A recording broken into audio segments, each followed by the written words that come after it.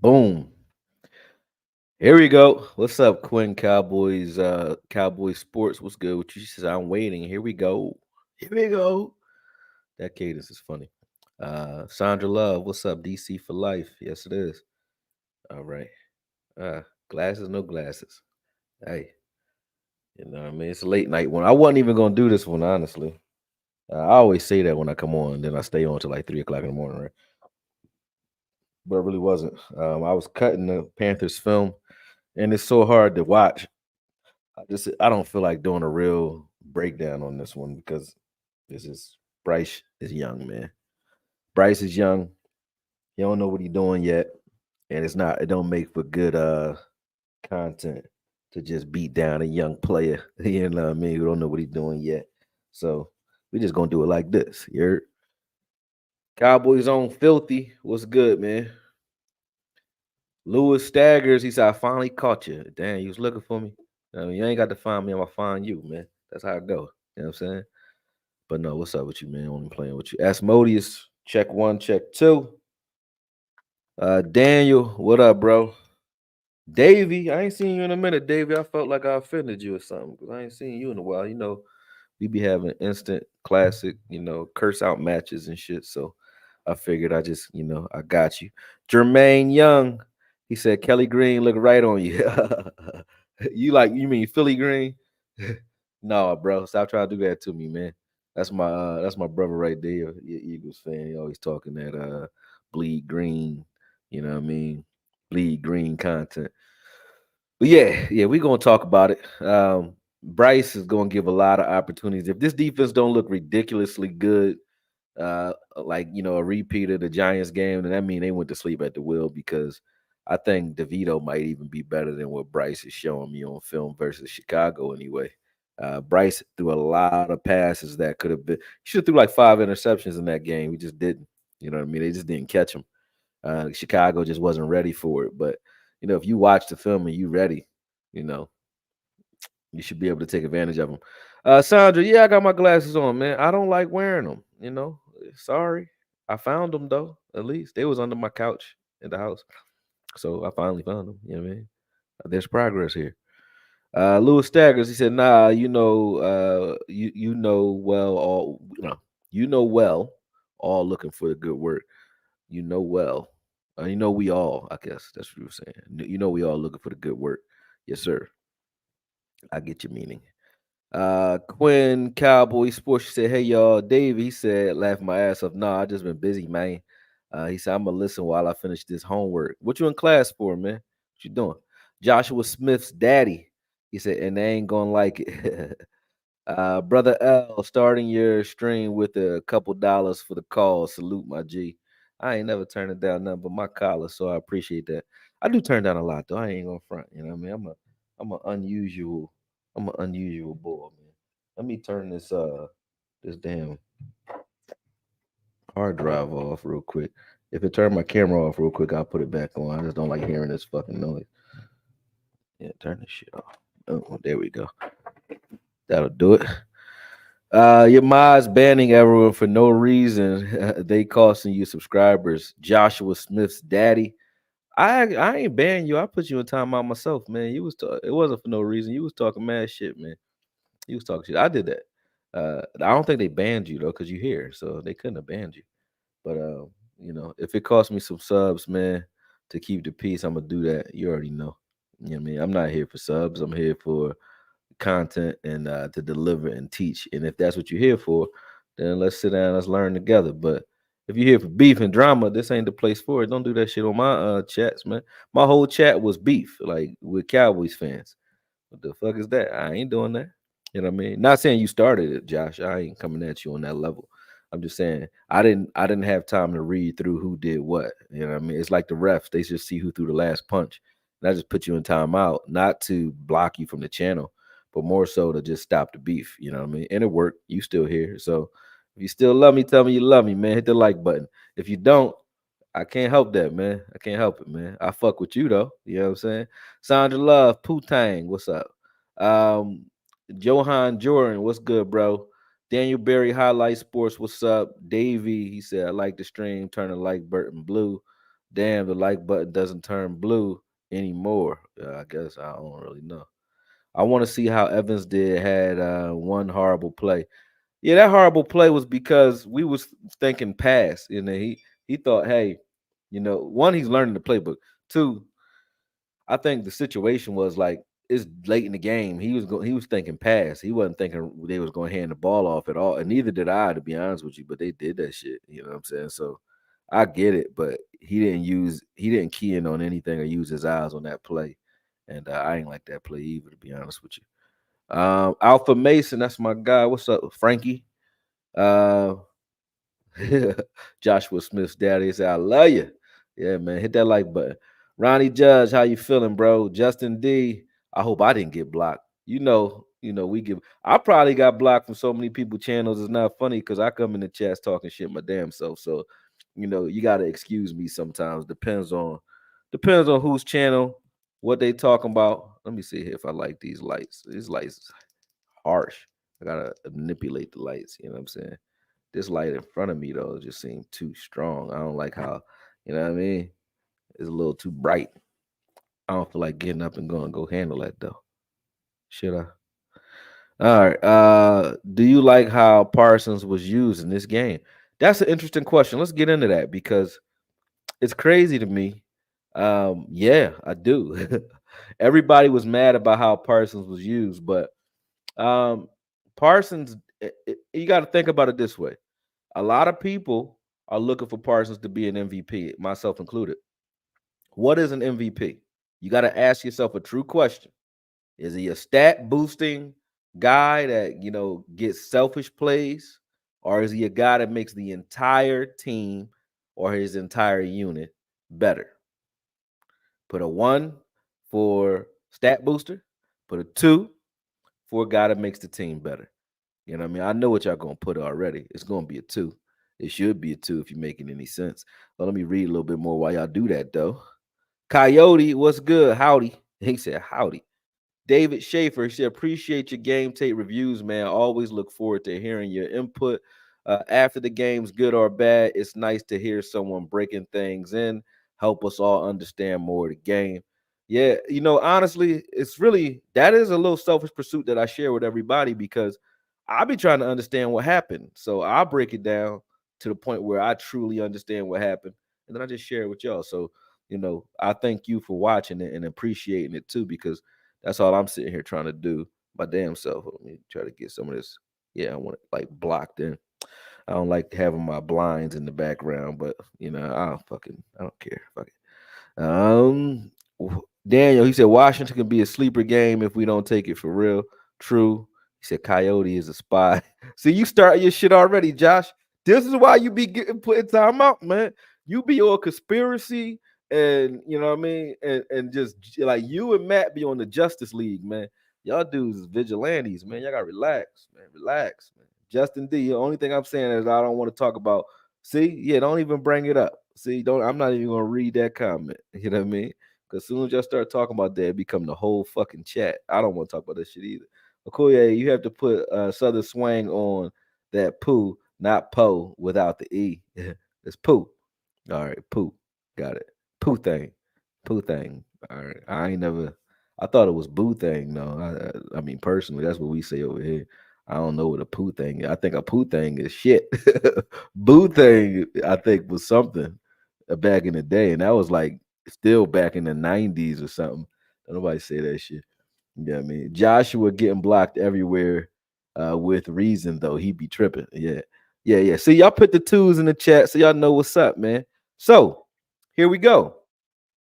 On every, and I do mean almost every, on every down where Micah Parsons dropped back in coverage, he didn't do shit. There was no stats for him, right? Every last time. I watched it on film. But guess what happened? Two of the times there were sacks, I think two or three. And then one, there was pressure by Curse, which should have been a sack. And guess why all those guys got sacks?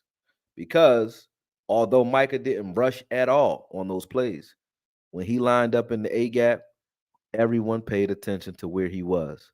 So everyone else got an easier pass rush, and it also surprises the offense because they don't know what the fuck he's doing or where he is.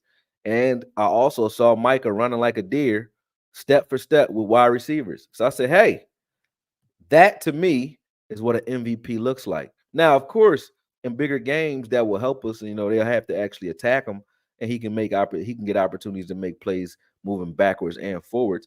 And they're not all he did pass rush in this game. He just didn't pass rush the whole game. And when you look at it this way, when you have him off the ball, sometimes, not the full game, but he wasn't off the ball the whole game. But when you have him off the ball sometimes, what you get is, and he looked a little tired too, I won't go front. But what you get is a guy who can affect change in other places, right? He also can blitz from the middle of the field. So there's things that he did in this game where I can see what Quinn is attempting to do with him, and I like it. So I don't care about the non-stats. He had games with no stats when he was on the edge too. No one said let's move him to the middle because of that, except for me. You know what I mean? But instead of having him out for a series where he goes to sit down because you want to get Sam Williams on the field. No, you sit Clark down, you sit Bell or one of those guys down, and you allow him to play in the middle of the field. So when people look at him there and they're mad about it, would you rather have him on the bench to get Sam Williams on the field for a snap or two, or Fowler on the field who got a sack on one of the plays when he was actually in? No, you just say move Micah to the middle. I'd rather have him on the field. Move him to the middle and let those guys play too. You know what I mean? And that's what he did. So to say that they didn't like the way he was used doesn't make a lot of sense. Like he's not going to be a stat patter every single game. And he could have been like Micah could have lined up in the A gap and abused those guys, but D Law got one of those opportunities. Fowler got some opportunities. Sam Williams got a sack off of Micah's pressures. So other guys was eating because of what Micah was doing. Emmanuel says, Okoye, much love, my guy. Keep doing what you do best. I love the film breakdowns and the real talk. And you're going to keep getting it, bro, because that's what I do.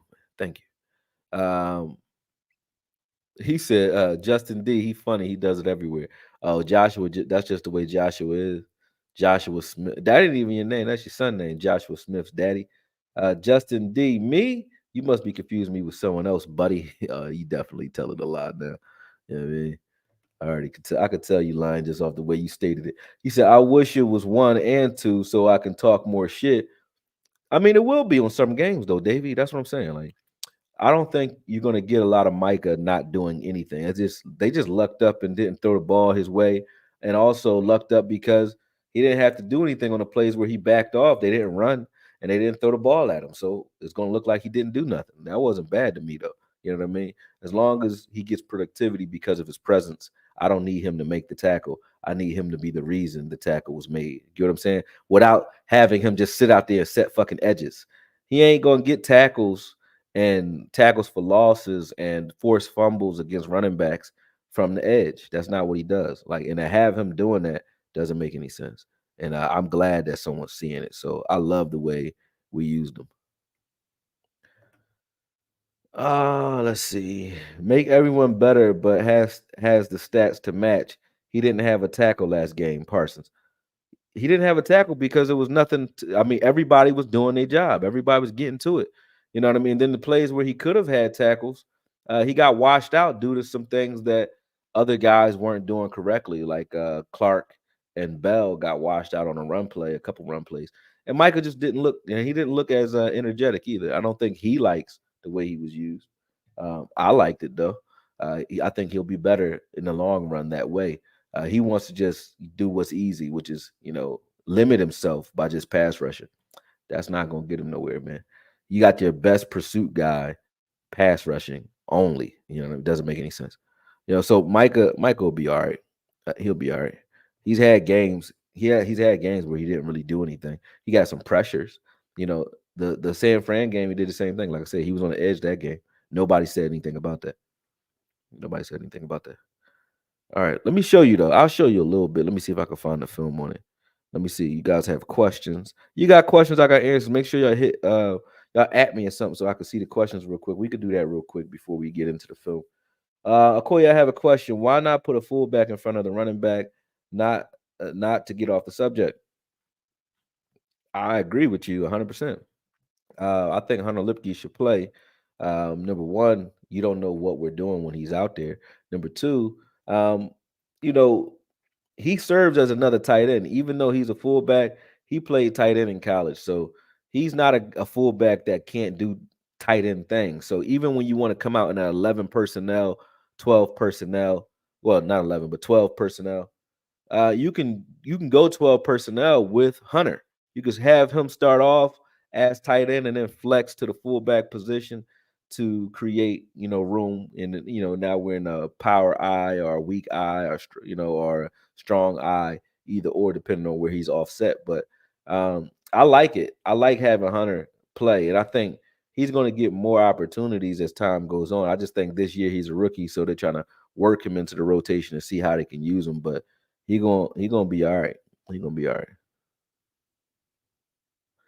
Yeah, Micah was following Saquon everywhere, and Saquon was pretty quiet. So I mean, that is saying something, ain't it? Like Saquon didn't get off because Micah was there. He said Sam Williams is a young lion. Facts. That's a fact. He said Micah was so mad he didn't talk to the media after the game. Yeah, he probably was pissed off by that. Um, I mean, hey, if he mad about it, then he let him be mad about it. But it should be about what makes this team win, not what makes Micah feel better. You know what I mean? Getting sacks, being the sack leader, that's not what's going to make him an MVP. He just don't get it yet. Somebody on his team, I agree with Coach Marv. Somebody need to get to his team and let it be known, like, bro, you as a rookie were the best that you've ever been. You know what I mean? And you've gotten better as a football player since then, but you've limited some of the things that made you great, which is some of the stuff that he was doing off the ball made him great.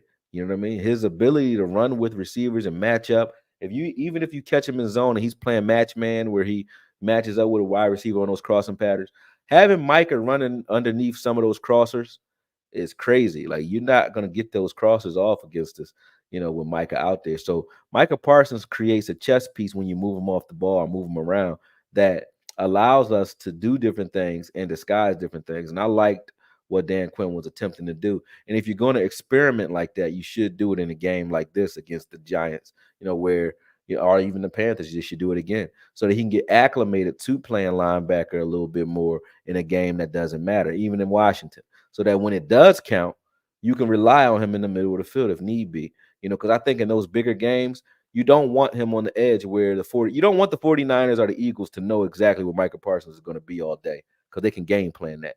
You can't really game plan him in the middle. You can't game plan him if he's moving around the way he was moving around in the Jets game. I mean, the Giants game. All right. Let's see what else you're talking about. Rico looking great to me too, man. He do. Rico look good. Yeah, Rico look good.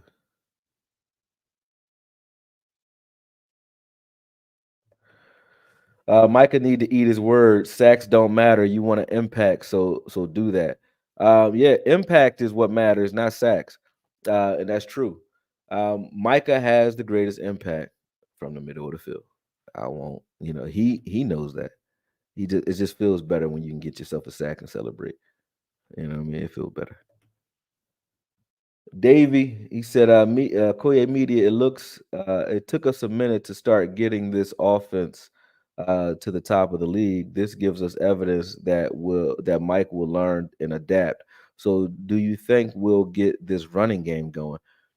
Yeah. To keep it short, yes, we will get the running game going. We got it going last game.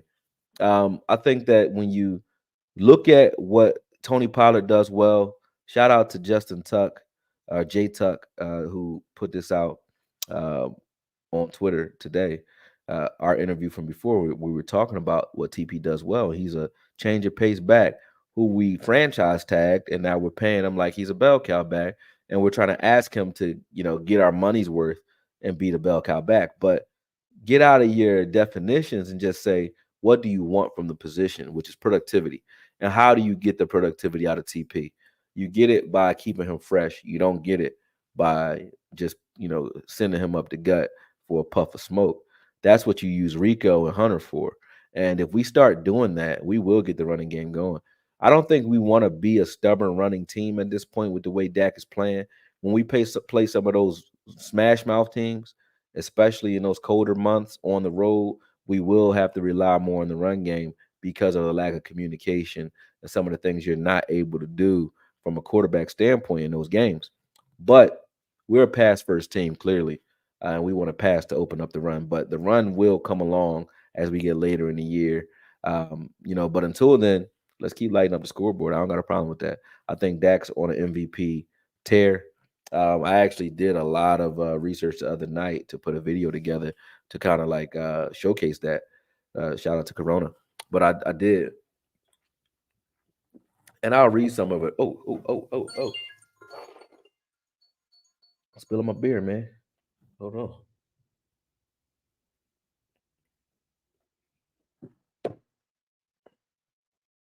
I'll read some of that off to you though. So 9 games into a season for Kurt Warner and his MVP year. Obviously they say, well, this was a different league then. It was maybe. But Kurt Warner, he had 2,700 yards to Dak's 2,500 total yards, and he had 17 touchdowns and 13 interceptions. That was Kurt Warner's MVP year. Now, obviously, wins count, and where you go in the postseason does count towards that, and how impactful you are at getting your team to that point. But those were his stats. So statistically, Dak is at 2,550 total yards, 19 touchdowns, and only 6 interceptions. So he's looking good there.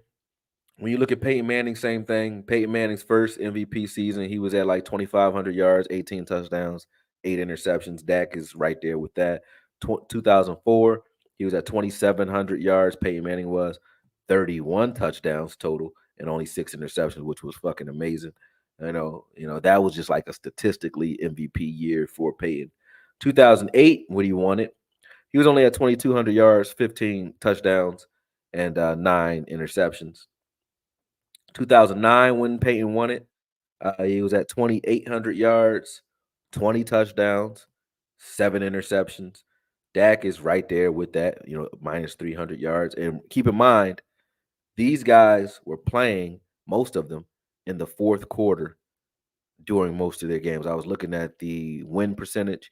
They were winning close games. Dak has not played in 5 games in the fourth quarter this season. So those are mystery stats or phantom stats that he won't get. Like that extra 300 yards, he'd have that and more. Based off of his average, he would have maybe 500 more yards. He would be at about 3,000 yards right now and about 22 to 23 touchdowns or more. So even that, he's not there. But I'm not going to give him those stats because he ain't got them. But that's the reason he don't got them. And then 2013, Peyton Manning just ran away with it. He had 3,200 yards through 9 games, 33 touchdowns, 6 interceptions. Then you had the GOAT, man. Tom Brady, same thing. 2015, when he won, he had 3,000 yards, 24 touchdowns, only 3 interceptions. It was sick. 2017, he had 2,800 yards, 19 touchdowns, and 2 interceptions. That's similar to Dak, minus the extra 4 interceptions that Dak has and the 300 yards. Then 2021, when he won, he had 2,800 yards. This is Tom Brady, 27 touchdowns and 7 interceptions. So, as far as statistically, Dak is on pace to having an MVP like season. Now he has to take this team somewhere beyond expectation for them to actually give it to him. But with him playing that way, they're gonna run the offense through him and CD, which I don't have a problem with. No different than running it through Ben Roethlisberger and AB. When you have a connection like that, of course you want to run the ball, but you understand what moves the needle for your offense, and it's passing right now. Still looked like a different player. Can't figure this guy out. I'll tell you what's wrong with Still if you want to know. That's true. Um, when you look at the way Still plants, okay, he planted to cut off that left angle, that angle that the Eagles kept using against him. He has to slam that left leg to close that door. He has to, he'll overset to the right, and then he'll slam that left leg back inside. Matter of fact, let me show you better than I can tell you. See, this is what film is for. Let me show you real quick so that I don't have to sound crazy telling you this. Let me open this up real quick.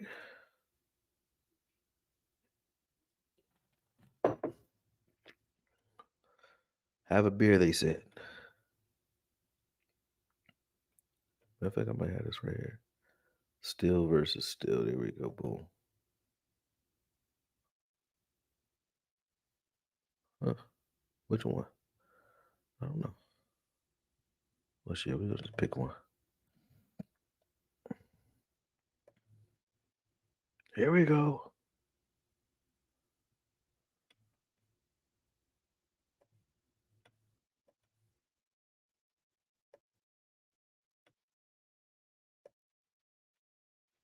Okay.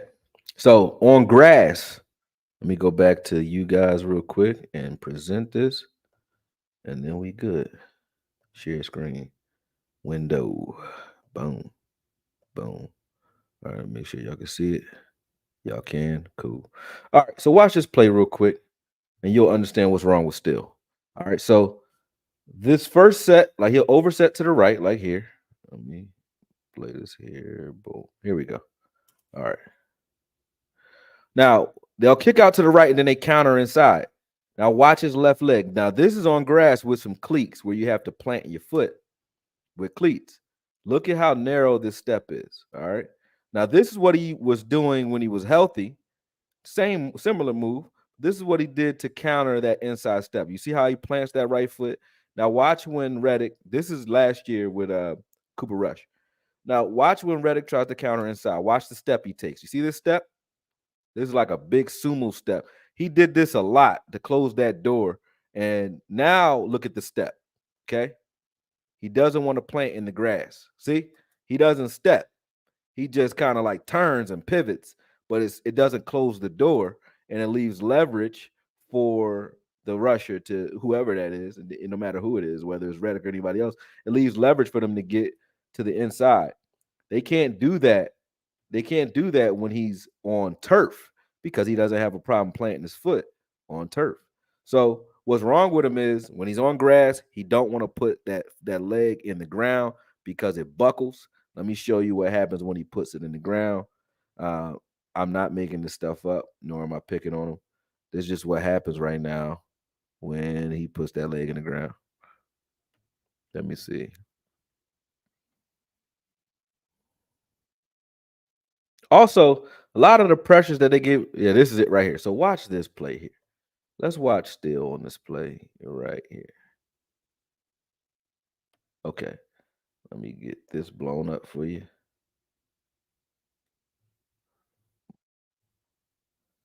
Slow it down. Blow it up. Now let's watch still only so we ain't confused. All right. Now watch him. Watch his leg buckle as he tries to close the door. Look, even when he does it right, this is a good block, but look at that left leg right there. Buckle again, buckle again at the end. Like it buckles when he plants on that foot. It just doesn't look comfortable because of the brace. And I think it's the brace and the knee. Like he doesn't want to plant that leg on the inside. See, when he stays inside, he doesn't have a problem. But when he kicks out to the right and they counter him, see he kicks out. See, as long as they keep going right, he's okay, right? But if they cut inside, like so, once he has to plant that foot back on the inside, there's still again. See, he stayed inside that time. He had Zach Martin inside to help him, right? Now, when he kicks out, see, that's to the right, no problem there, right? There's no problem. These are good reps in that same game, right? But when he has to step back inside, it becomes an issue. It becomes an issue. I'm trying to find more reps where he had to step back inside. Here we go. Let's see. Boom. See, to the outside, that's okay. Those are good reps. I don't have a problem with any of that. As long as Dak doesn't take too far of a drop, he's okay. Boom. See, even that, he blocks two people on that. Nobody gave him credit for that, but still did okay in this Eagles game. The pressures that they said he gave up, they weren't half as bad on film as people tried to make him out to be. It was the sacks that he gave up. But the reason he gave up every sack the exact same way. See, that counter right there, that Graham just did it late. Graham did it late because Graham likes to use power. You're not going to just use power to get rid of Steele right now. But that counter that he does right at the end, boom, this one right there, boom. Soon as you do that, you have a door every time with Still, right? Once he kicks out to the right, he doesn't have help inside. You can counter him inside. He can't really stop it. You see that one there? They started figuring it out as the game went on. They were figuring it out, and when they figured it out, it was just the timing of it, which is at the end of the game when it counted. He started paying for it. But to the right, as long as they went outside and he kept everything outside, he was okay. It was the counters to the inside. Boom. See, these are good reps. Counters to the inside, he couldn't stop them because of his leverage. Boom. See that right there. You see this? He can't stop these in grass because he can't plant that leg. And that's the leg that he had surgery on. So I get why. I'm not mad at him. They just sometimes they've helped him inside, but when they couldn't help him inside, it showed, and the Eagles took advantage of it at the right time. That's all. But look here, boom. See, outside he's good. See, he doesn't want to put that leg in the ground. He just pivots. You're not gonna stop this with your leg in the air. Look, boom. Both feet are on the ground. When they cut inside, legs in the air, legs in the air, legs still in the air. It's not like he can't stop them. You just can't do it with your leg in the air. And he doesn't want to put his foot down the way he did here. He's not slamming that leg and closing the door like he did in that rep that I showed you. Hold on. Like he does here. See? Here. See this? He's not widening his base and just stepping. This is how Still blocks, right? He can't do that right now. And that's a problem for him. But I don't think there's anything really wrong with him. I think that's what's going on, and people just not paying attention to that.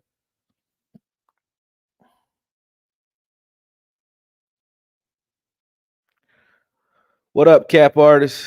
Hold on. Somebody sent me a super chat. Let me see what this is. Yeah, here we go. What's up, Marcus Wynn? How you, bro? He said Dak beats bad teams. Josh Allen loses the bad teams. Yeah, nobody gonna say that either, already. He got less snaps than the QBs ahead of him in yards stats this year. Yeah. Yep. He got less snaps than almost every QB. Less snaps. Reddick was underestimated, but seriously, he looked like his foot was bothering him still. Yeah. It's his leg. Man, bro, I finally got a live. First time in 2 years. Damn, Perry, what you be doing, bro? I'll be all right. I'll be on here enough.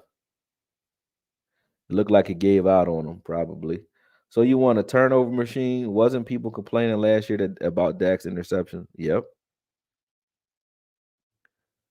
All right, let's see. You said, is it a mind thing? No, it's a brace.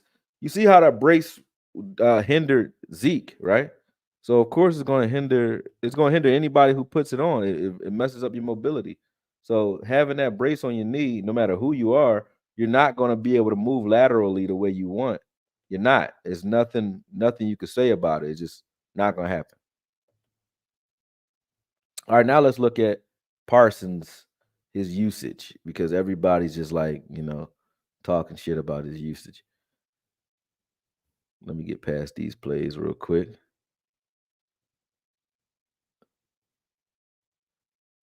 All right, here's Parsons, right? On the edge, like everybody wants. Let me make sure y'all can see this. Yeah, y'all can see it. I want to blow this up though. Let me try to see if I can blow this up just a little bit, because when I do too much extra shit over here, it kind of like gets mad at me, and then it doesn't work. But let me see. Make sure. Let me pull this out of here too. Oh, you can't pull both out. All right. Yeah, it's only one or the other. All right, let's take that one out there. That's cool. Cool. Move this over. Boom. All right.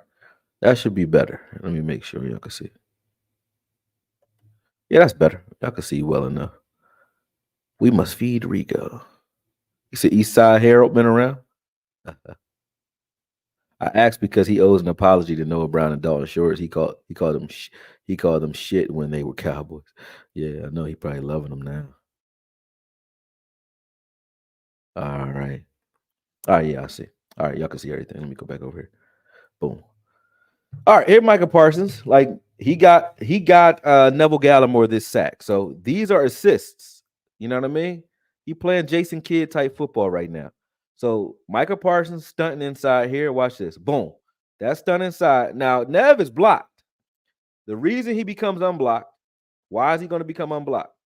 Because Micah Parsons coming.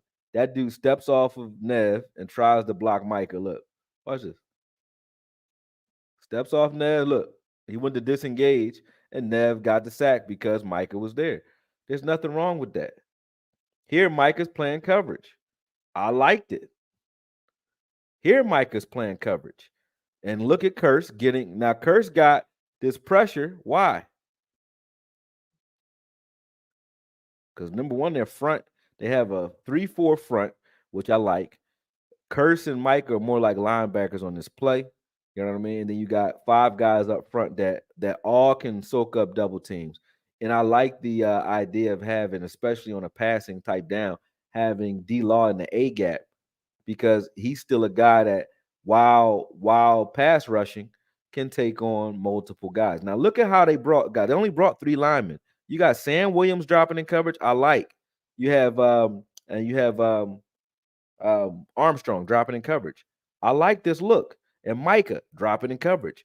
Now because of Micah's presence, look at who the guard and the center are looking at. They're looking at Micah, thinking Micah may be coming, and they're thinking a stunt is going to come there. So all 4 of these linemen, there's only 4 linemen blocking 2 guys blocking. I think that's I don't know who that is. Hold on, who is that? I don't know. Oh, that is Dorrance over there. So that was Fowler dropping the coverage. Dorrance is over here. So it's 4 guys just blocking Dorrance and D-Law. Look at this. And then there's 2 more guys. So there's 6 guys blocking Dorrance, D-Law, and Osa, right? So obviously, guess who has a free lane because of that? Curse. Curse gets in there and gets a free pressure due to the alignment. These are things that, and then Fowler blows the guy up. But look at Parsons here. This is where Parsons is on this play.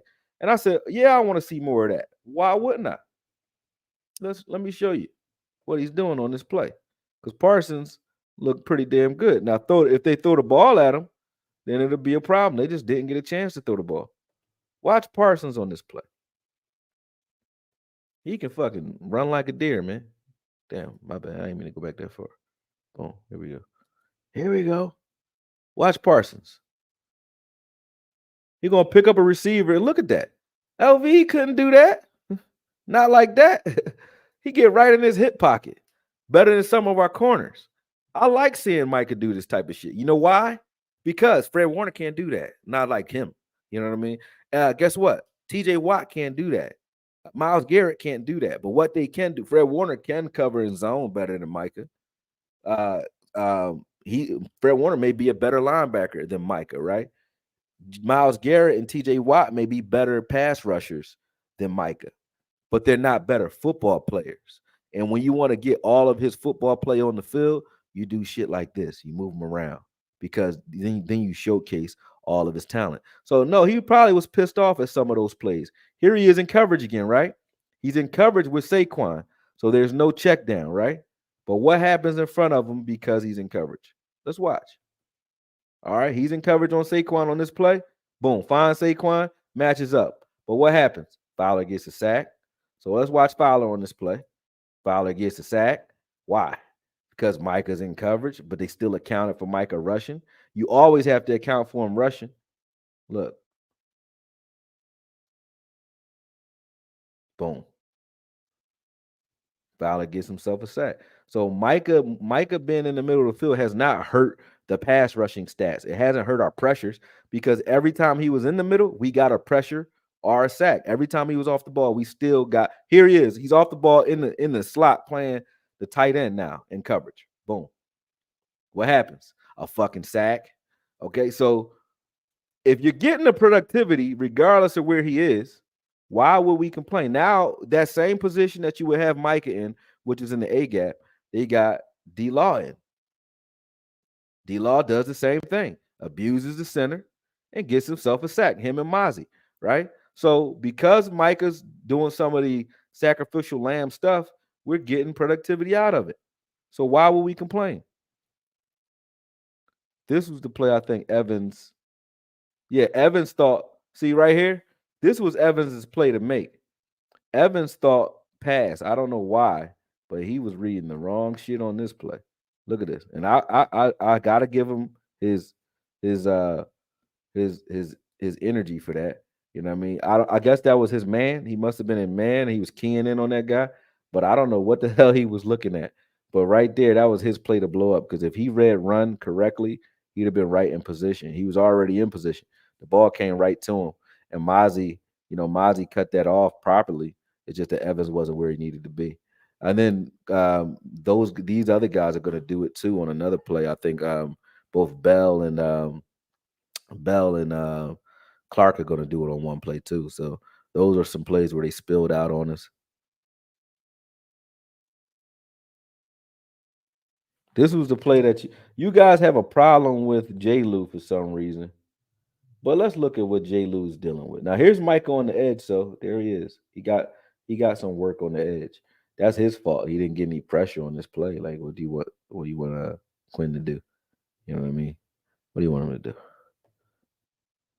Oh no, wrong play. Here we go. All right, let's look at J. Lou on this play. There's J. Lou in the slot. Good coverage here, good coverage there, good coverage there, good coverage there. Push off, separation, and they called J. Lou for holding. Where? He didn't do anything wrong this play. He got pushed off. The guy catches the rock. Why the hell would I be mad at J. Lou on that play? Micah, when he's on the line, this is what happens when you just have Micah on the line of scrimmage and everybody knows where he is. He gonna get attention. Look at the attention he gets. Boom. Boom. He gets resources allocated to him. So sometimes it is okay to have him off the ball. And this play was a play for Osa to eat because Osa's getting one on one. But Osa gets choked. He gets Undertaker choked down to the ground. Let's watch Osa. Give me my money, little nigga. Look at that. You put him down. You know what I mean? You're going to lose some reps here and there. I'm only picking with him. But yeah, I didn't have a problem with J. Lou on this play. People hate J. Lou for some reason, but I didn't have a problem with what he did on this play. Look good. Here's Michael off the ball again. Let's see what happens.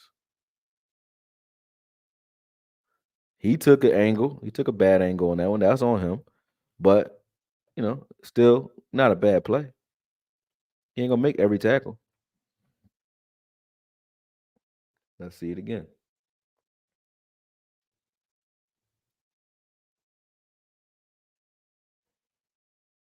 Yep. Now this play here, Micah's on the edge again, right? This is why I don't like him on the edge. Watch this. So watch Micah on the edge. They're gonna. He's supposed to be like he's trying to hold the gap, hold the B gap, but he should be more in the C, get on the outside a little bit more. But he gets blocked out here, right? If you're Clark, like if Michael's where Clark is and someone else was setting the edge here, Michael would shoot this gap and cut this off, or he would get to the outside and cut it off and let Bell fill this gap. So Bell will be somewhere in here in this gap where Clark currently is, and Clark or Micah would get outside to the C, right? Micah can't get to the C, but Clark is stopping his feet and allowing that tight end to block him too. That is bad football for Clark. And then Bell can't do anything because of Clark, and it's a big run because of him. Now watch Micah. You can't see Micah talking shit to Bell at the end of that play, but he did. He was talking shit to Bell. See, look at this. Boom. You got to get out there if you're Bell. You cannot hesitate. You either got to go now. So you either got to come down here and cut this off before he can get to the outside and force him to stay here in the mess, in the kill zone, or you got to get to the outside and hope that Bell fills this gap. But either way you do it, what you can't do is stop right the fuck here. You can't do that. Now he has a two-way go, and you have fuck all you can do about it. Boom. Done. That's bad football. Nothing to do with Micah. Interception by Bland. Loved it. Let's see what Micah was doing on this play. I think Micah got a pressure on this one.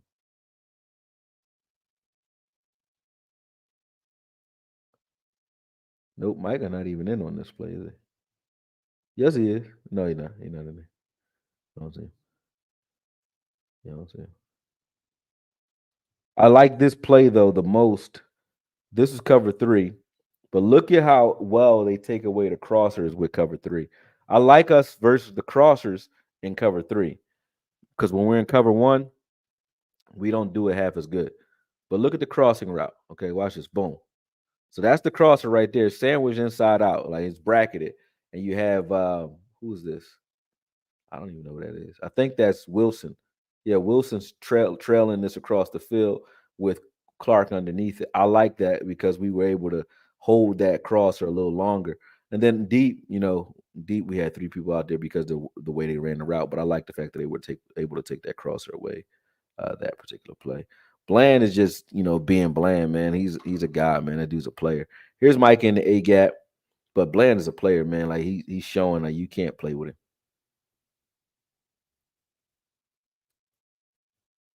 So Micah did not have stats because of the way they used him. Like he just wasn't making plays this game. Look at this one. He could have got there on this play. Watch this. He could have beat his guy and got in there. He got held up, couldn't get off of him. That had nothing to do with the coach, with Dan Quinn. That's just Micah not beating his block. Now here he is on the outside, right? This is him being used the way he's always been used. Here we go again. This is him on the outside at defensive end. This is why I never like him at defensive end, but he's going to be out there, so take it sometime. Watch this. In the middle of the field, let's watch Bell and Clark. So there go Clark right there. Clark, make a fucking play. But what's Micah doing? Micah is setting the edge. Why? Why would your fastest guy be asked to wait for contact to come to him? I don't like it. But right there, that's Clark's play to make. Would Micah have made that play? Probably. But where is he? Somewhere playing fucking defensive end like he wants to be. So whose fault is that? That's Quinn's fault? No. Now Micah's out the game, so no more Micah. Good pressure by Mozzie. Mozzie and Sam were playing ball, man. Here we go again. Let's see what they do on this one. Boom. Good pressure by Mozzie again. Mozzie hurt him on that play. Like, damn, Mozzie is a dangerous man. Here you go again, doing it again. Like, here we go. I like seeing him explode like that. Like, you're a big dude and you exploding like that. It's good shit. They go Sam again. Yeah, they was out there moving, man. There Mozzie again, making himself a tackle. I think that's the last play. Yeah, that's the last one. All right. So you got a chance to see what those guys were doing. All right, let me go to Bryce Young and open that project up. Bryce cuts, yeah. I haven't finished these because, like I said, it was hard to watch, ladies and gentlemen. And you'll see pretty quickly why. So, no, I didn't get through all of it. But it's only about 6 minutes, so we could just watch this straight through. But let me talk to y'all real quick. Make sure y'all all right. Is that all right? Let me see. Go back in. Good that. Let's get that shit out of here. I'm all whispering like y'all can't hear me. I'm still whispering into the microphone. That's fucking stupid. All right. See what y'all talking about. Oh, y'all found Eastside Harold. I hear y'all talking about him. He said Micah wants his money. You know how the Joneses play. I mean, Micah gonna get paid regardless of what he does. There's no way, there's no way he not gonna get paid. He gonna get paid. He gonna get paid. He said, do you think Micah should show blitz more?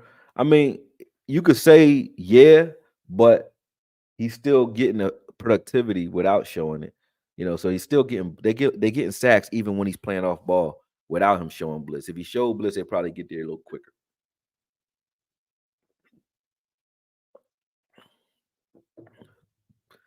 He said, "Yeah, listen, Keyshawn Shady, and Sherm need to watch a breakdown, bro. Yeah, well, they don't respect us like that, man. They call me some guy on YouTube. Well, call us some guys on YouTube, like you know what I mean. Like they're not. They do the same shit we do. They just do it with ESPN in their pocket. We won't when he starts pulling in picks and forcing fumbles with a side of sack or two. Yep. Much rather have that. Weakness of the D is the linebackers. With that speed, we'll stop Philly no problem. I agree, David Schaefer. And beyond that, think about this. What's better? Micah with 22 sacks and let's say 50 tackles, all coming from the defensive end position, sort of like a good defensive end gets you, or Micah with 120 tackles, 10 sacks, 4 or 5 forced fumbles, which we know he's good for, a few interceptions. Which one is better? You know what I mean? Some touchdowns, because if he gets himself some interceptions, you ain't catching him. We already saw what he can do. So I want Micah to be a playmaker, not a defensive end. That's all. But I agree. I agree with you. Okoye, whoa, that play from Evans is exactly the same thing LVE did on a run play from the Giants week 1. They thought pass and drop back to cover man instead of playing run. Yeah, I'll give Evans his grace, though. He's learning the playbook, and you don't know what, and it might be something that the coaches are telling them to key in on, because he just really didn't read run at all. It's like they must have told him, like, if you see a jet sweep or misdirection, this is your guy you follow, where it should just be a pass off. Where it's like, look, if he breaks this contain, that's not my guy, so I shouldn't even be keying on it. But he keyed in on it and then looked for a wide receiver to cross, and he lost the whole play. But that was the only play that I didn't like out of Evans his whole tenure so far. I mean, yeah,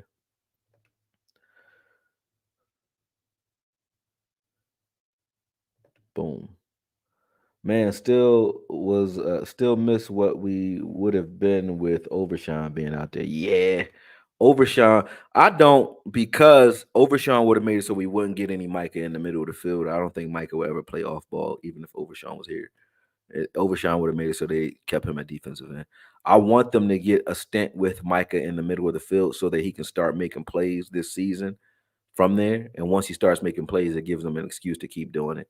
If he doesn't do that, like if he'd have went through this whole year as a defensive end, it would have been over. He's never doing anything other than that. Sam should get more playing time, especially since Mike is playing more linebacker recently. He is getting more playing time, but he should get even more. So they call bro lazy. They call Micah lazy. Wow, that was funny. He said, "Why your audio so low?" It is. Is it low now? Is it low now? Let me check. Let me check my audio, man. Testing, testing, testing. Y'all tell me if it's low. Maybe I'm just talking low, but I don't have my headphones, so I can't hear my levels. But y'all tell me, because I can't tell, bro. I thought I was good. I thought I was doing all right.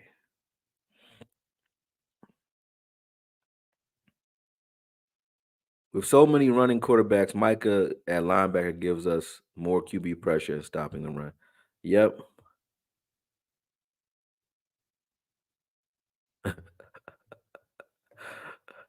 Micah said Lions don't talk, and Sam Williams said yes they do. That was funny. When did that happen? I didn't see it.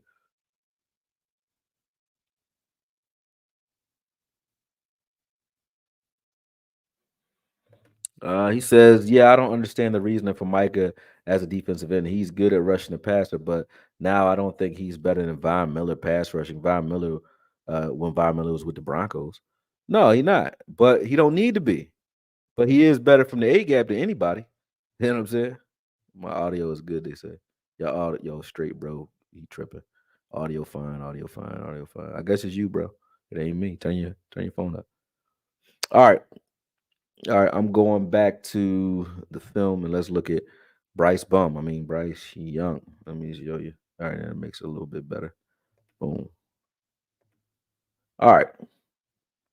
So what you'll see is a compilation of nothing plays. He had like one play that was good. Here we go. Boom. He going run. Once he makes his one read, Bryce take off, just like most young running quarterbacks. This here, he does a lot of this overthrows and rush throws where he misses his guys. You know what I mean? I was just like, why would I? That's why I didn't break it down. It's not the concepts. I can't even really tell what the concepts are all the time because he very rarely gets to them or sticks with it. He runs and extends plays, and it's like playing sandlot football. Here he hits this cell concept that was good. That was good. The first time, and I think the only time in the game where he dropped back and actually just threw the ball on time. This is the first time, right here, boom, off of play action at that. But First time he did it. And he was scared of the rush too. Watch his leg on this rush. He's gonna lift his knee up because he think that, planting it, he think he's gonna get hit. Watch this. Watch his knee. Watch his leg. Look at it. He was scared. Good throw though. Good catch. Their run concept is a one cut back gap concept. You know what I mean? They run and then they'll play action right off the same look. So this is a play action off the same look, right? He should have hit that intermediate throw, throws it to the flat. He plays a little conservative or skittish, and he doesn't make very accurate throws at all. Let's watch. Nope, in the dirt. Mhm. In the dirt. I'd be frustrated if I was a receiver playing from Washington. Dirt. He ain't. I don't even know why that hit the dirt. So it's either the dirt, he gets a completion here and there, or it's a play that should be intercepted. Look, dirt. How you throwing in the dirt on hitch routes? This is a bubble screen. Watch this. Dirt. Yeah, he not it, man. He not it right now. He should have let the ball go long time ago. He doesn't know where he wants to go with the ball though. Watch this. Boom, boom. Let's freeze right here. So he's at the top of his drop. Once you get there, you gotta know where you want to go with the football. You either throwing an anticipation throw into a window that your guy hasn't gotten into yet, or you throwing a 15 because he's already broken open and you let him take his hit. 15 still going. So now you step up in the pocket. You don't really have a lot of room to throw right now, but you can still get this ball to 15 right now. Hold the ball, sack. That's Bryce Young for you. Now let's watch what he was looking at just to be fair. He's looking here. Boom. Staring one guy down, waiting for something to get open. And that's why he doesn't see 15, because he ain't looking at 15, nor is he looking for 15. You know what I mean? This is what he does. This is what he does. You've been had.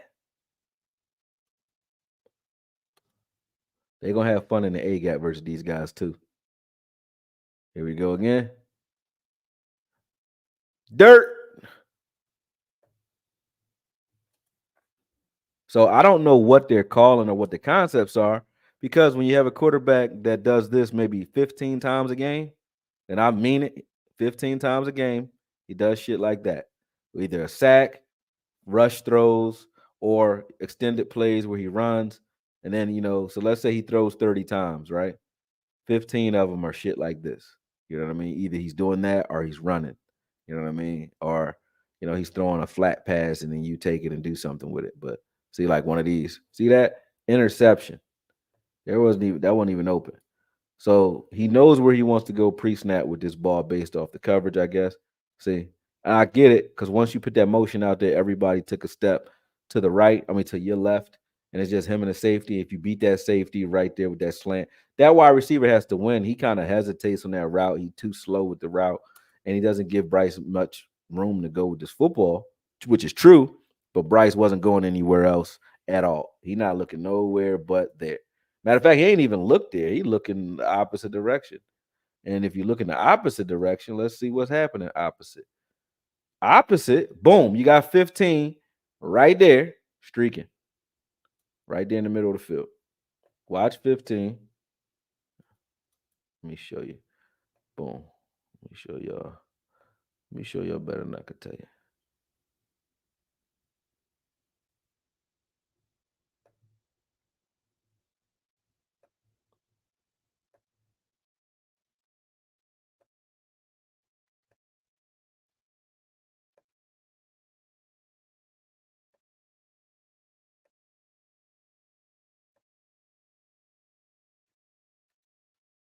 Now 15's in the slot.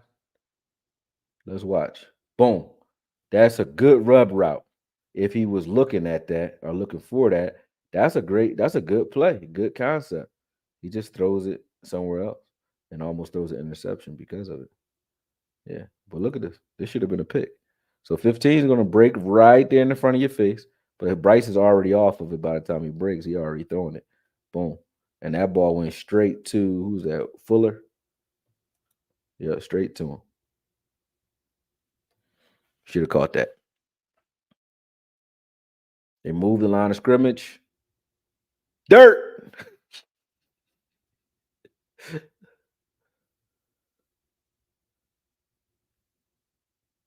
Dirt. That's another interception.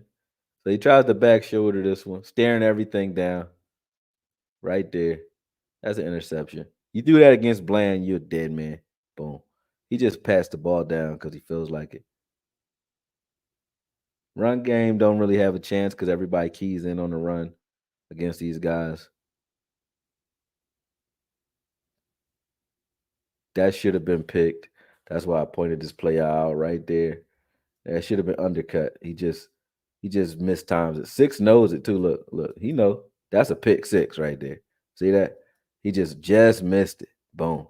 But he throws a lot of sketchy passes like that all day. So I'm like, well, shit. If you do that against a team that already takes shit away, then you in trouble. Let's see this here. So this is like a Kellen Moore type of play right here where you could say he got this crosser 15. He must not like 15. 15 must have smashed his girl or something. But he don't throw the ball to 15. But 15 is open here. If you just give him that drag route that's coming across the screen right here, it's okay. He holds the ball because he's looking for something else. But even if you're looking for something else, you have to now sit this ball somewhere. And I don't know where you would possibly go other than a check down or a 15 with this ball. But yeah, I think he was looking for that dig late, which came open late, but he was already sacked by then. So he looking for the dig, and it ain't there, bro. It ain't there, man.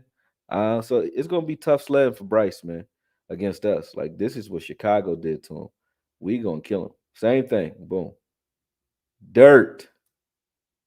Dirt. His feet never get set. Look, feet not set, feet not set, feet not set, feet not set, feet not set, feet not set, feet not set. Throw. Dirt. Bad footwork. Feet not set, feet not set, feet not set, throw. And he got a completion on it though. But his feet don't be set. He be like jittery. His feet were set on that one. Good throw.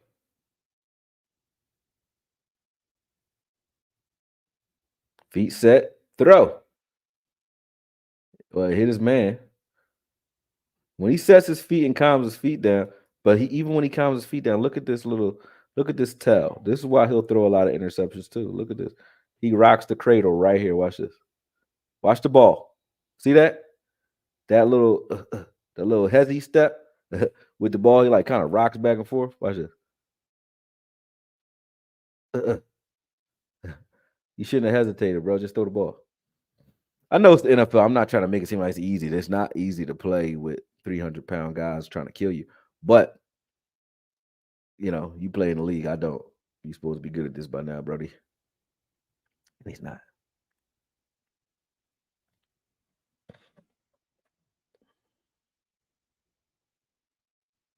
That could have been a pick, but he goes for the hit instead of the pick. Can't throw the ball high and behind your receiver, what you did there. High behind. Boom. Killed him. Let's see this one. All right, this play right here. Look at this. Look at number 6. Number 6 is, let me show you where he is. Because I'm like, damn, some of these plays look killer too. It was just, you ain't doing shit with them. Let me show you where number 6 is.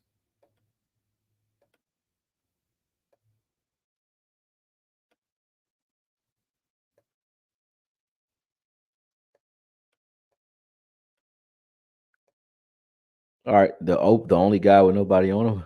So 6 is the guy in motion. Look at him. Wide open. Bryce does not see it. He's going to instead throw to the guy breaking behind him right there. Boom. And that's a tight window throw. He throws the 6. 6 is off to the races and he knows it.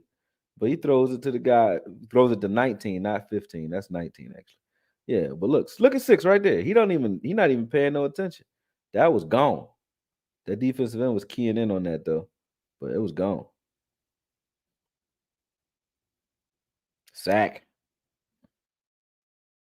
Why was it a sack? I ask. Because he hesitates. Sack. He hesitates because if he would have thrown it, it was a pick.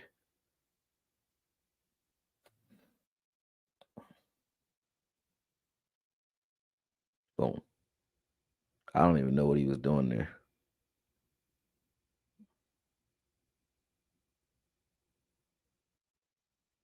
They blitz him here.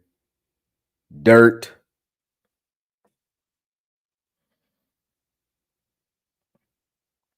They did a good job disguising the blitz on this one, but you know, you have to step into this throw. He hesitates, dirt. Can't get his body into the throw. Like, so this is what we're playing on Sunday. If the Cowboys let Bryce Young, yeah, that's his name, right? If they let Bryce Young beat them, I'll be like shocked. Dirt. I'll be shocked. If they even let him do well, I'll be shocked and pissed off. Like he should not. They shouldn't do well.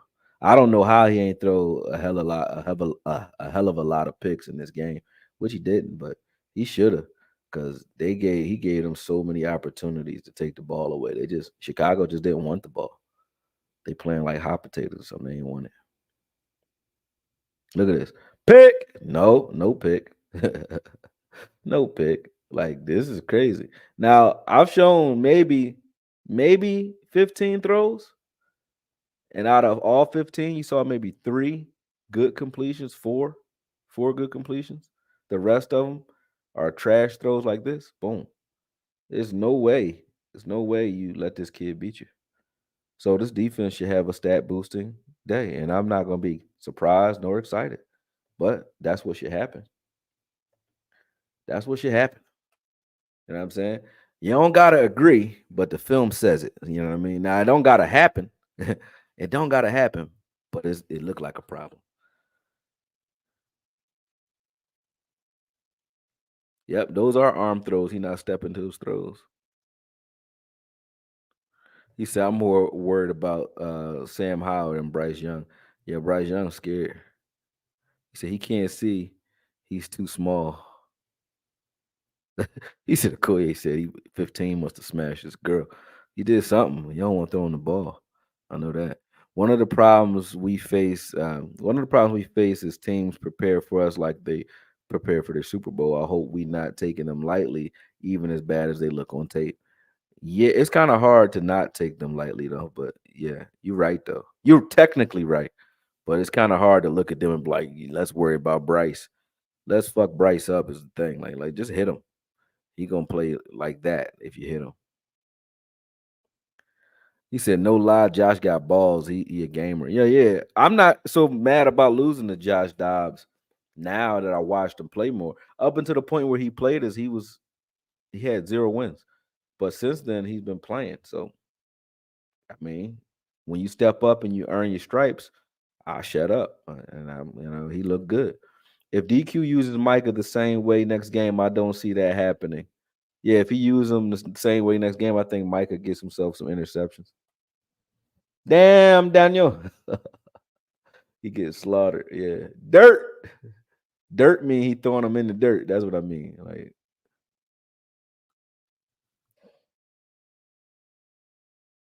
he says he's a rookie. His team suck. Timing is all off. We should feast. Facts. He said, "Don't do my Bama guy like that." Turn your head around faster. That's the coaching you got for him?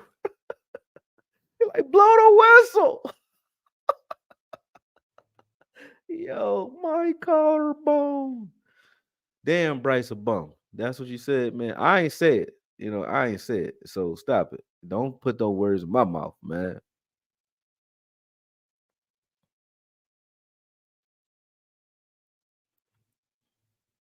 Let's go. He said, I need to hop on a show with y'all. Too much knowledge to keep to myself. AJAR. Yeah, you know what I mean? Do it then. You know what I mean? Do it then. No problem. I hope Quinn keeps Micah at linebacker. Me too. She said, yeah, I love Bryce too. Well, Bryce don't love to play good football, it seems. Bama QBs always seem to struggle their first year in the NFL. Yeah, because they do so well at Bama that they're expected to come in and play well right away. But it takes a little bit of time for the game to slow down. When really they should be guys that are coming in and playing backups for the first year and ease their way into the game. Bryce was brought in as like a savior guy. Ugh. The problem with being a savior though is if your confidence gets shaken while you're trying to get to that level, you may never get it back. So we'll see.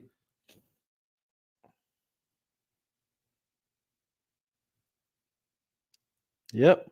But yeah, that's what they look like, man. Any other questions y'all gotta let me know because we ain't gotta make this a super long session. But yeah, they ain't got nothing that's like let's look at this. You know what I mean? So let's answer some questions. If y'all got some more questions, maybe I got questions that I got film on, and then I can answer them with some film, and we can have some fun doing that.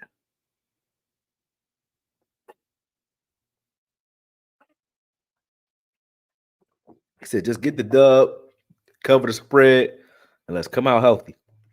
Justin D, you've been making sense all day, man. You must be drunk like me, man. Crazy. Because most of the time you talking crazy. But so am I. So I guess I must be drunk all the time now. Huh? I hope Micah gets a pick. He dropped a couple his rookie year, but I hope he gets one his first this year. Yeah, yeah, he needs some picks. I'm gonna keep doing it, man. I'm gonna keep doing it because let's look at this. Now here's something we can do. Since we talking about Micah, let me open up the Man Boy project. Man Boy, where is that? Man Boy Part 2. Boom. Don't save. Don't save her. She don't wanna be saved. All right. We can watch this whole John. No, let's watch just the uh let's just watch just the rookie year because we already seen the college tape. Watch this shit, man.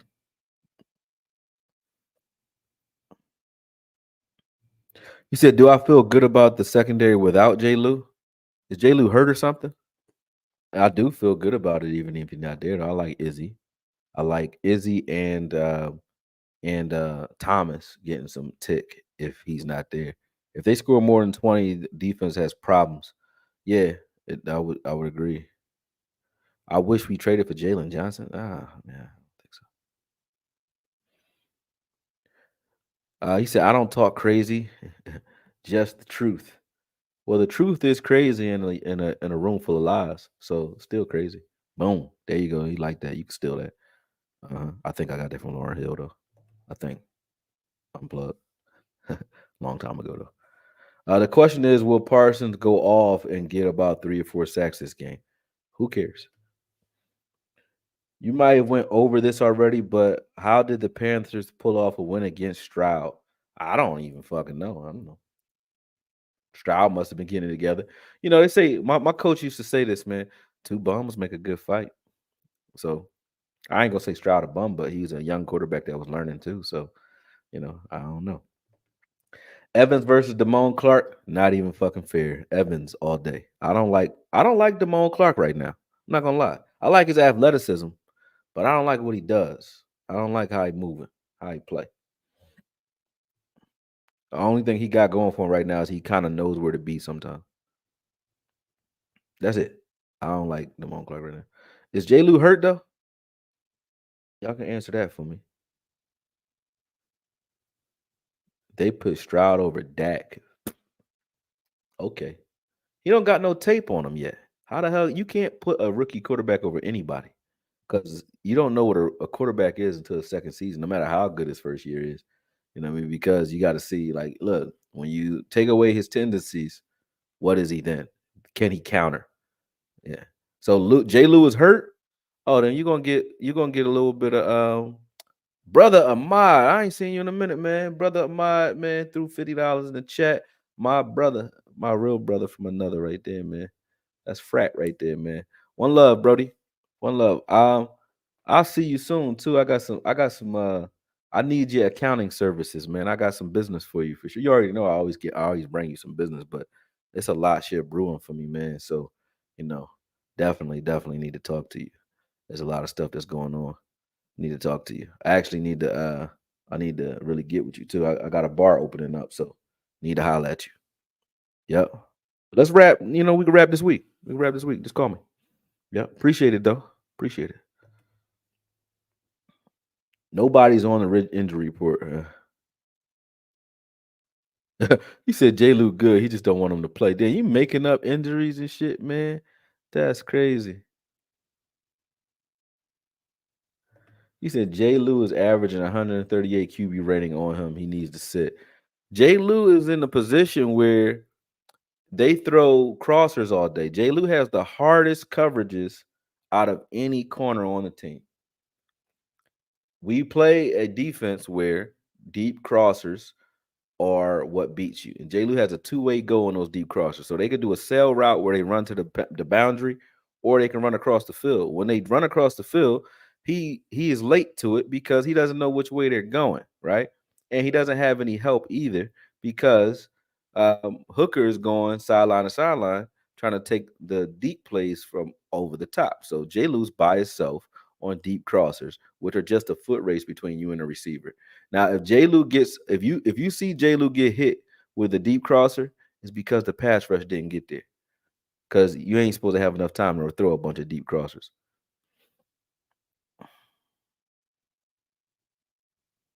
So of course J. Lou looks worse because he's covering the hardest routes.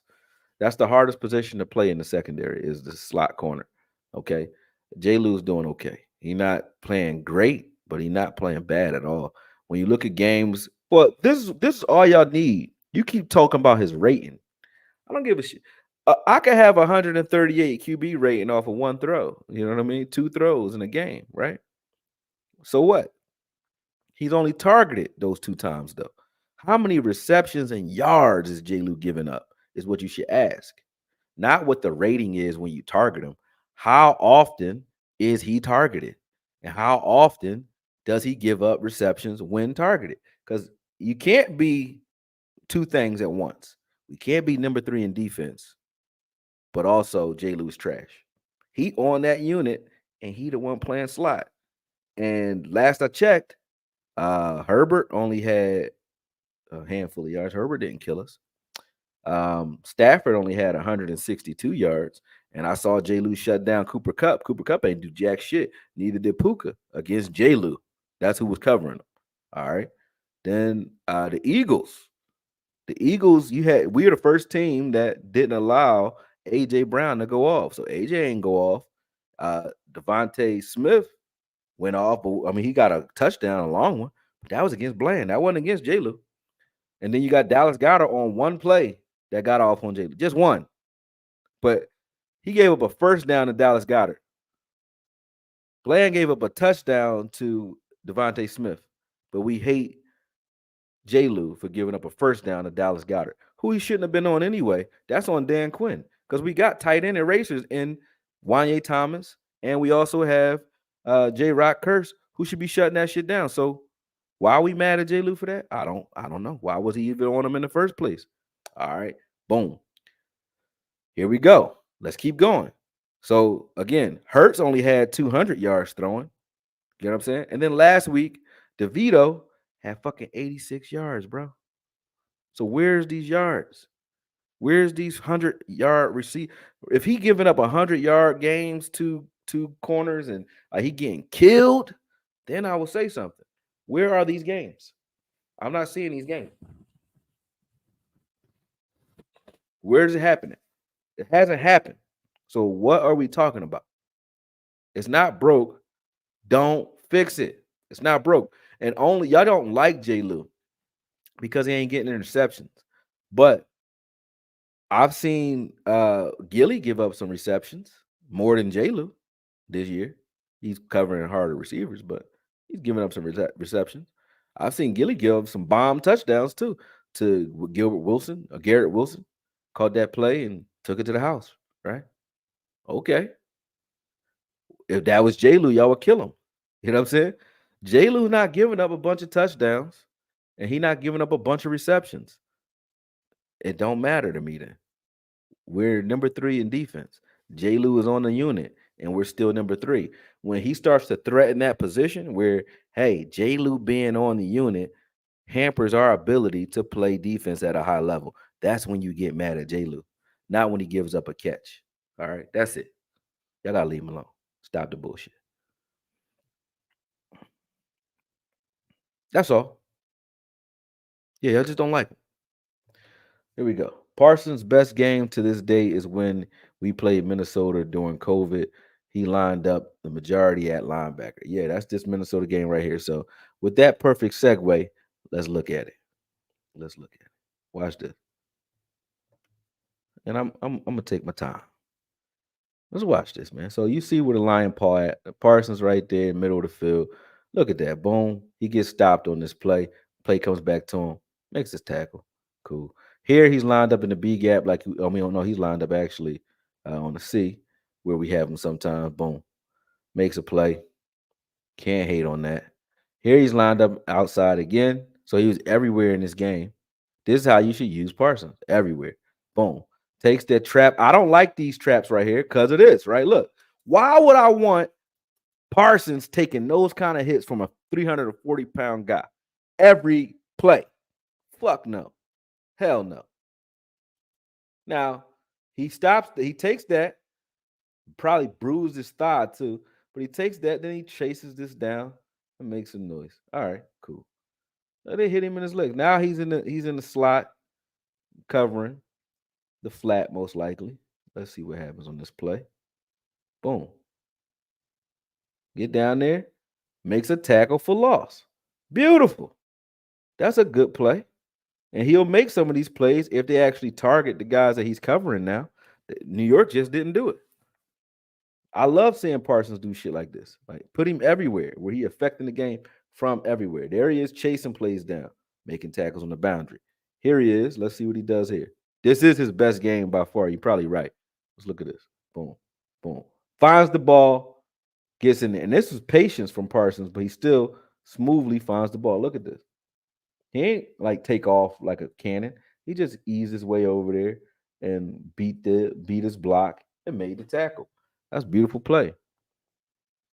Watch this. This ain't even his play. This is Neal's man. I think Parsons supposed to be on the running back, but Parsons leaves the running back alone because he gets taken out because he was blocking. So now both of them just cover the fullback. Watch this. Smack. Parsons kills this. Look. Smack. Before by the time he meets the ball at the fullback, Connor, and blows him up. Here he is lined up in the B, pulls back, gets in the passing lanes, reads the play, reads that, comes back down, almost makes an interception. If he didn't play the man and he just plays the ball, he does get the interception. He just wanted to secure the tackle, so he goes to the man first and then the ball. But if he just went to the ball, that's an interception. But good play, nonetheless. Here's the play. I think he's gonna run right past LVE. Watch this. Look, LVE supposed to see this. LVE still floating back. Parsons see it. Look at it. He see it. He gone. He already gone. Look, get the fuck out of my way. Look at that. Get out of here, LV. Boom. Already gone. LV looking at the same shit you looking at. Why he ain't take off? Look, when it's go, it's go. Parsons gone. He out.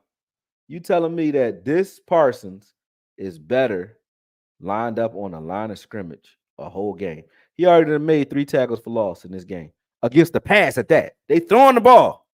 He is so fast that he's covering off ball and then making tackles behind the line of scrimmage from there against pass.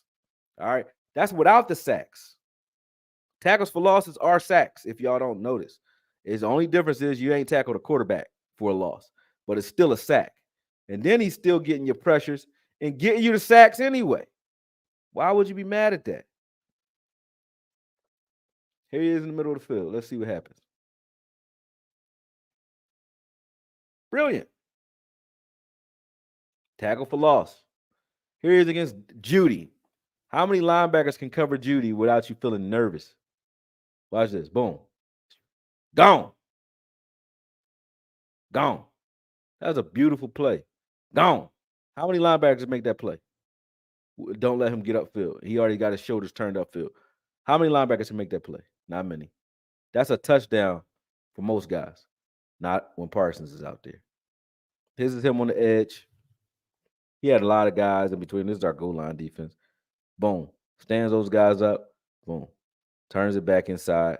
And they make the tackle. And LV still almost missed that. Look at that. He almost missed it if it wasn't for Gifford coming down there and laying the boom. Parsons again. Let's watch it. Boom. Guards can't deal with him, neither can a center. Look at that. From off ball, though. Look at that. Hell yeah. So he can still get his pressures from there.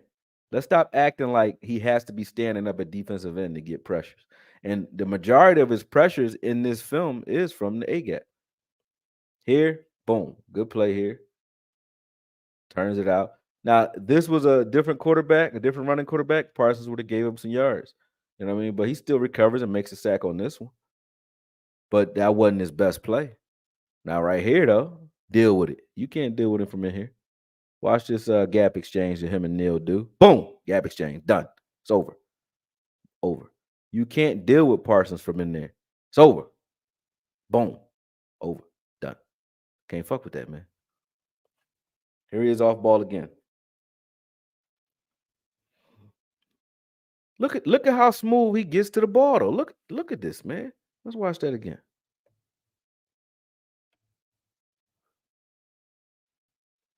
Watch this. This next play. Look at this. Look at how much ground he can cover and how fast he does it. Gone. Look, now this block right here, 73, no, 71, was supposed to cut him off. Look at how quick he deals with it so fast that it looked like it never happened. He shed the block so fast, it looked like it didn't even happen. Look. Watch how fast he sheds it. Done. I can't even press pause fast enough to show it to you. Like, that was beautiful. Now watch this. This is him off ball again. Watch how he affects the run from here. Now, if he was Dorrance, you have to do what Dorrance is doing.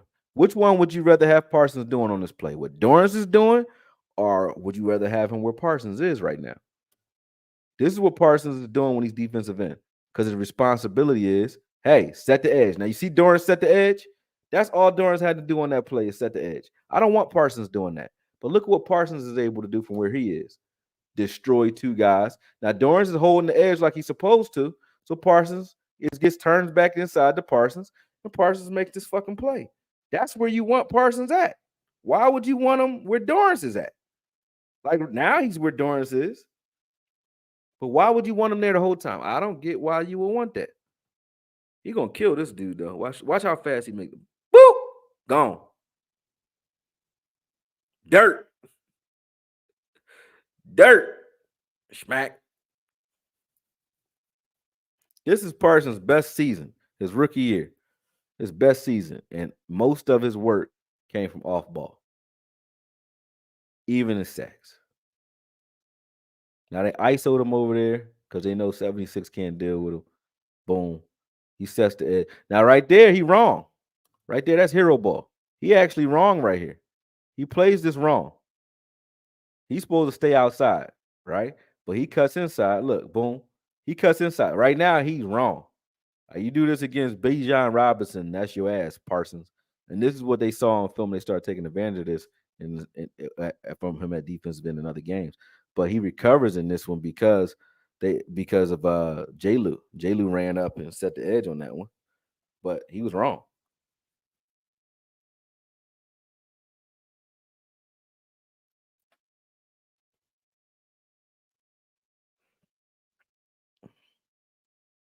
That was him versus Mahomes.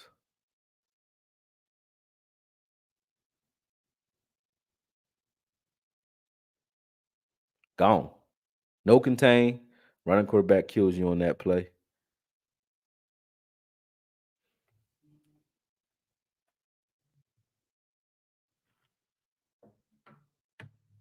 Gone.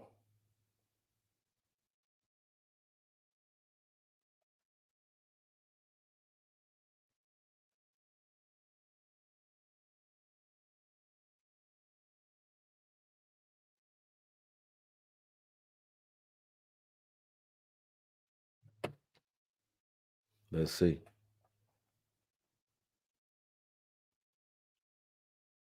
See there, he just plays contain on that play like he was supposed to. and he winds up getting the ball from being patient. But the only reason he gets the ball here is because he's patient. Any defensive end that was patient was going to get something there. Like Parsons' speed though makes it so that that option doesn't work because he can get both those guys from right here. So this is beautiful. That was a good play from the edge, and he's going to be on the edge and on in obvious pass situations, which I don't have a problem with. I just have a problem with him solely being on the edge as if we don't need him at linebacker, and we do. He's our best linebacker, but he's also our best edge rusher. But you have other edge rushers that can give you some Parsons type looks. You don't have other linebackers that can give you Parsons looks. So he's needed more at linebacker than he is on the edge, even because we have guys like Fowler and Sam Williams and D Law and Dorrance who can pass rush from the edge. They can do it. They ain't as good as him, but they can do it. But we ain't got not one linebacker other than maybe Evans who can hit like him. Evans can hit and shed blocks like him, but he can't run like him. Clark and Bell can run good enough. Not like him. Nobody runs like him, but they can run good enough, but they can't shed like him. He can do it all from linebacker. Boom.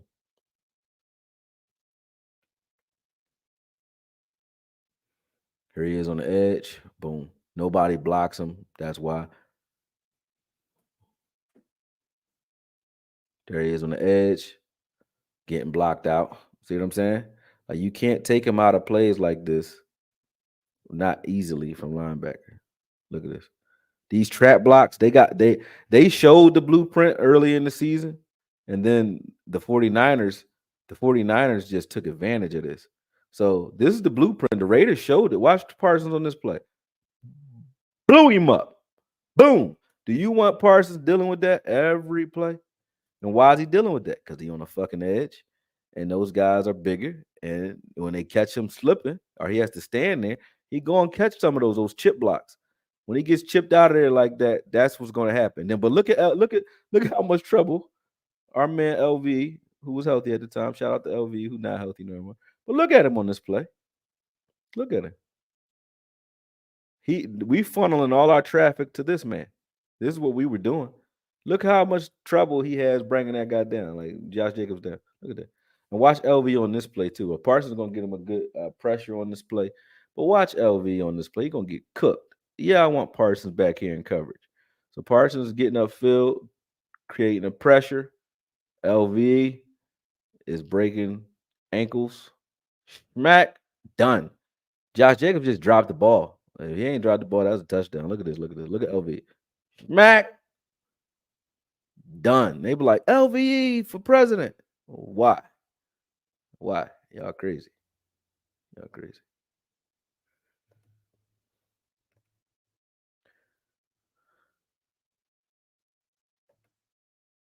Man. You said you been a Micah fan since Penn State. Hold on, I got my eye itching like a mug, man. He said, bro, I've been a Micah fan since Penn State. He was doing this in college. This is how he even came to my attention. Linebacker play. Why we trying to turn him into a full-time edge? I don't know. Facts. 109 likes and damn near 200 people in here. Uh, Micah, hold on. Where would you say? Hit the like button. That's what everyone thinks is going to do on the edge. Yeah, he's not doing this work on the edge, bro. Hey, what's your take on Rashawn? I like Rashawn a lot. I think Rashawn Evans just need reps, and he's gonna get way more reps now that LV's down for the season. I give him he had like 2 or 3 games to get up to speed, but remember he didn't have a training camp here. He doesn't know the playbook yet. He hasn't gelled with these guys yet. These guys don't trust him yet, but he needs to make some plays. When he starts making some plays and getting his legs under him, you're gonna start liking Evans a hell of a lot more, bro. Don't worry about it. Parsons would affect the game way more as a linebacker and use him as a rusher on obvious passing downs. Adam Goodry, you always been a smart dude. You know what I'm saying? Always been a smart dude. You're Jamaican anyway, so I already know you're smart. That Guthrie and Goodry, those last names, y'all Caribbean. Those Caribbean last names. He wants to play edge. Let him. We need to get a linebacker next year. I don't care what he want. Who care what he want? Nobody give a shit what you want, man. He might want to play quarterback and running back too. You gonna let him do that too? I don't give a shit what you want. Where do we need you is what I care about, and where do your skill sets best help the team, not where you want to be. J. Lou might want to play on the outside. I don't care what you want. I don't care what he want. Yeah, exactly. We trying to win. Nobody give a damn what you want. If I need to stop the run, and you want to play edge and we ain't stopping the run because another guy can't play linebacker as best as you do, but we got another guy who can play edge okay. Like Fowler gonna get me 10 sacks a season if I have Fowler outside. Fowler's a starter. Sam gonna get me 10 sacks a season at least, 10, 13 sacks. I can get that from them. I don't need Micah to do that from out there. Micah could still get me his 10, his 8 to 13 sacks from the middle. He can still do that. He's still gonna get it. Because matter of fact, he got sacks this season. He probably got like 4 sacks this season from the A gap anyway. So, and he would have had a couple in the Philly game from the A gap. They just got rid of the ball so quick. It was crazy. But yeah, I don't get the reasoning with that one. Big up Yardy Peeps. He said he's a bad boy Yardy. Yeah, that's what y'all call thugs in Jamaican. Double I, what's up? She said, Koye. Yes, ma'am. You already know what's up. Okoye, be nice to the hugger, aka LV. Yo, man, we will not say derogatory terms about that man. He's going to be a great coach soon, I think. If his career truly is over, I think the cerebral aspect of his game, he's going to be great as a linebacker coach or a defensive end coach, just a defensive minded coach. He understands where to be. And to his credit, LV was a hell of a player. LV's body failed him, not his ability. Because LV can do it. And every time we criticized him, he did do it. But then he would get hurt every time he did it. Every time he played physical like you wanted him to play, his body didn't hold up for a game, but for a game or two. You know what I mean? He just couldn't do it physically. But he knows what it is. Quan Webb said, how late am I? You pretty late, bro. I've been doing this for about an hour and 37 minutes. So yeah, you pretty late. Koye, next time you're on with Scott, please explain what J. Lou is doing and how he is playing. Yeah, we'll do. J. Lou is playing just fine. Do I have any Rams footage? I don't think I have any. This is a new computer, so I don't have no Rams footage on this computer. My other computer clunked out a week ago, so we had already played the Rams by then. I gotta go to the Geek Squad to get them to pull that footage off that computer for me. Until I got that, can't look at J. Lou other looks, but J. Lou has not looked bad. So we got 3 sacks when Parsons dropped in coverage. In fact, that tell you that he not our only pass rusher right there. Like he's not the only guy that can get there. You know what I'm saying? Yeah. You said Bland looked good in the same position as J. Lou. That's true, but I would never argue that J. Lou is as good a ball hawk as Bland. He's not. But how many Blands you got? You ain't got that. There's only one Bland. It's only one Diggs. And where would you prefer to have Bland? I would prefer to have him where he is. Would you consider getting Bossman back for depth? Maybe, yeah. Yeah, I would. I don't think he wants to come back though. I think he asked to get out of here. I think Rashawn was in the same draft as LV, and we passed on him for LV. I watched some tape on him, maybe your videos, and he was fast. Yeah, I don't know why the hell we did that one. I remember that. That's why I was hyped when we got Rashawn Evans. I said, "What? Rashawn Evans is a beast. He's a beast. When he catches up to speed, he can play a little faster than he's playing right now because he knows what's going on. You're gonna see it. I don't gotta make it up. You've been a beast everywhere you've been. My man said he want to play edge. Hell, me too. Is you gonna let me? Fuck out of here. Yeah, I hear you, man. I hear you. He said Warner grew up as a Cowboys fan, and we passed on him for LV. Well, a lot of teams passed on him for LV twice, because he went in the third round. Warner is a first round talent that went in the third round, but who the hell knew? Nobody. Both him and Evans and Greenlaw Came out the same draft as LVE. No, nobody. Uh, he said, not as sharp as you, brother. I got married in Jamaica, but family background is French Creole. Okay, okay. I'm not Jamaican either, though. I'm not Jamaican. Maybe somewhere. I'm not. Though. My bro is though, young Maine, and he Jamaican and Alabamian. You know what I'm saying? So he country and crazy at the same time. Yeah. We knew LVU had the injury history before drafting him. Yep. I blame Jerry and Will for that. Rashawn got picked 2 or 3 picks after LV. Was it after or was it before? I think he got picked before. Tennessee picked him right before, I think. Maybe. They wanted Sean Lee 2.0 and it failed. It did.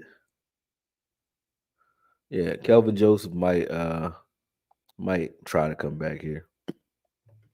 Yeah. You have family in the Bahamas, Okoye. I hope so, man. I got guys over across the pond too. You said you want to shout out D Law because he been balling? Let's do it then. Fuck it. Let's do it. He said, fuck it, we do it live. Let's do it live. All right, do it. Let's do it. There's a play where I was like, it's not in here though. Let me see. Where is it? Open the project. Boom. Here we go. Let's look at some D Law.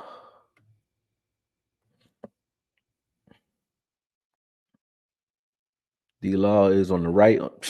Man, even here, he doing it from here. Let's look at it. Boom. Let's slow it down.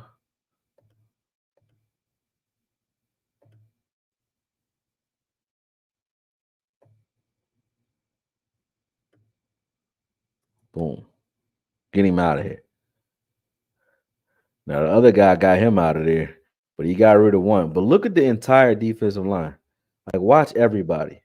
So D Law is to your left, actually. No, how you get over there? Oh, there you go. It's a different play. So D Law is to your right. Sorry. Chauncey's to your left. But watch everybody. So D Law beats his man. Chauncey beats his man. Hankins beat his man. Osa beat his man. Like that's the whole. Look at the whole offensive line right now, full of holes. Look at Evans, clean, clean, clean, clean, clean. Nobody touched Evans the entire play, not one person, because they couldn't even get to him. They destroyed that offensive line. This Mozzie was balling. I put this on Twitter right here. Mozzie was doing this thing, man, pressing the gap. Look at Micah setting the edge. Ooh, we need Micah setting the edge, people. Look at how well he set the edge here. Yeah, that's what we need 11 doing. That's dumb. This is stupid, guys. Remember R. Kelly said that? He's like, this is stupid, guys. I'm fighting for my motherfucking life. Remember that?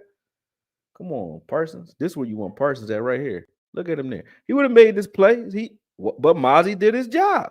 Parsons would have made this play. They had him following Saquon. But look, Mozzie just so happened to do his job on this play.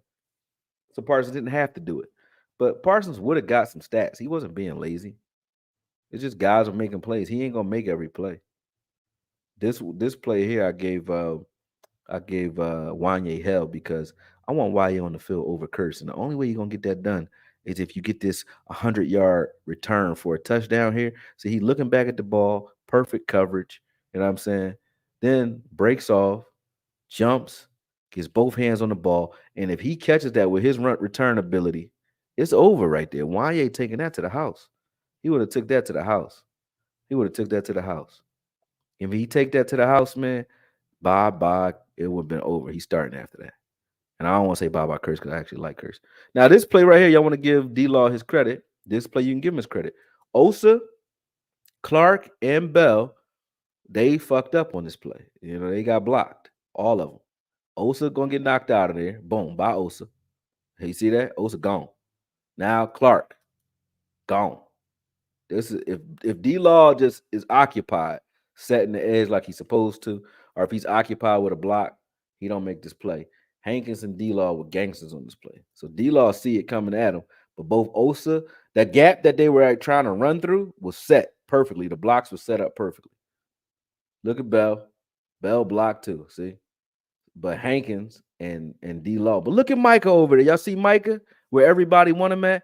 What he doing? Playing contain. Your best pursuit guy playing contain.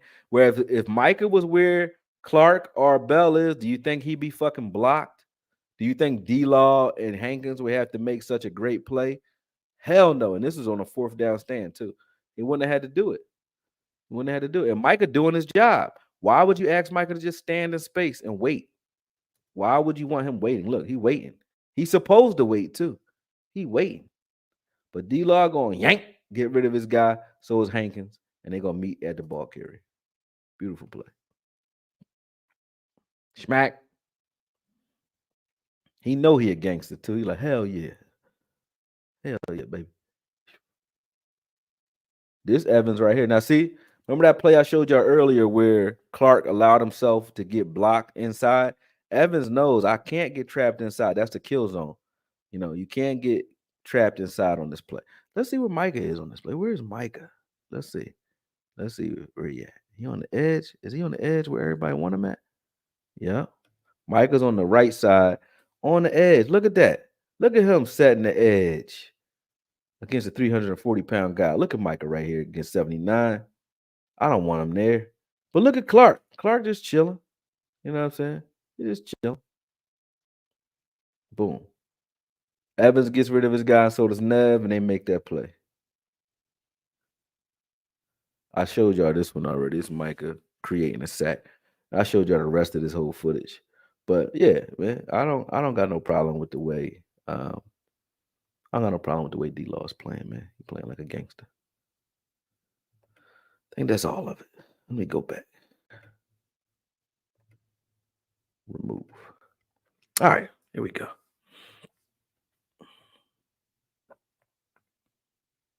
He said D-Law came from Boise too. Dirt is a new member. Appreciate you, Brody. He said, why pick up Joseph? I don't know why we would. Sir, Okoye, Richard Sherman talking a lot of shit, but he has 3 pick sixes in 144 games. Bland has 3 in 11 games. Ain't that something? Ain't that something? But he gonna say I got a Super Bowl ring, right? That's what you say if you talk shit to him. Richard Sherman, his job is to talk. They brought him there because he's a shit talker. So what do you expect? I don't expect nothing different. LVE came from Boise State connections. I don't know where that comes from. Kellen Moore, maybe. Cowboys love Boise players. That's how we went LVE over Evans. Yeah, and it's a mistake. Tyrone Crawford. Who else was a Boise guy? Orlando Scandrick. He had a lot of Boise guys. I actually like the D-Law one, though. The D-Law is a gangster. Yeah, he said, look how he moved those hips. Pause, brother. Super pause. Okoye, if you rebranded, name your stream show, could call it the wrap up. It's the latest cowboy content, just rapping and shooting the shit. And of course, it ties in with rapping fists. You actually got a point. I got a little cold, my bad. You actually got a point. Yeah, I could call it that. I got a little team. I just hired a team to brand me and like make me look good. So shout out to the ladies. They call it Boss Hoes, but they spell it BOSSHAUSC. Boss House. Boss House. Shout out to Saray though. You know, they doing a good job. You know what I mean? She gonna get me out there social media wise. But expect 2024 to be crazy because I got the budget now. Now it's like I don't want to do none of the extra work. I ain't trying to do that shit. I'll pay somebody to do it and I break bread, which you just make me some money and keep my name growing. So it's gonna be out there, knock on wood. Y'all gonna see what I'm really trying to do. This ain't what I'm trying to do. And I don't mean like the podcast, yes, but the way I want to do it is going to go to a whole new level. Shout out to Hank, man. Imagine if we could have grabbed him early in his career. I mean, I like him right now. Everything he's doing right now, I don't think he could play any better than he's playing right now. Micah need to up his swag. Bro has no drip. What Dion say? Look good, feel good, play good.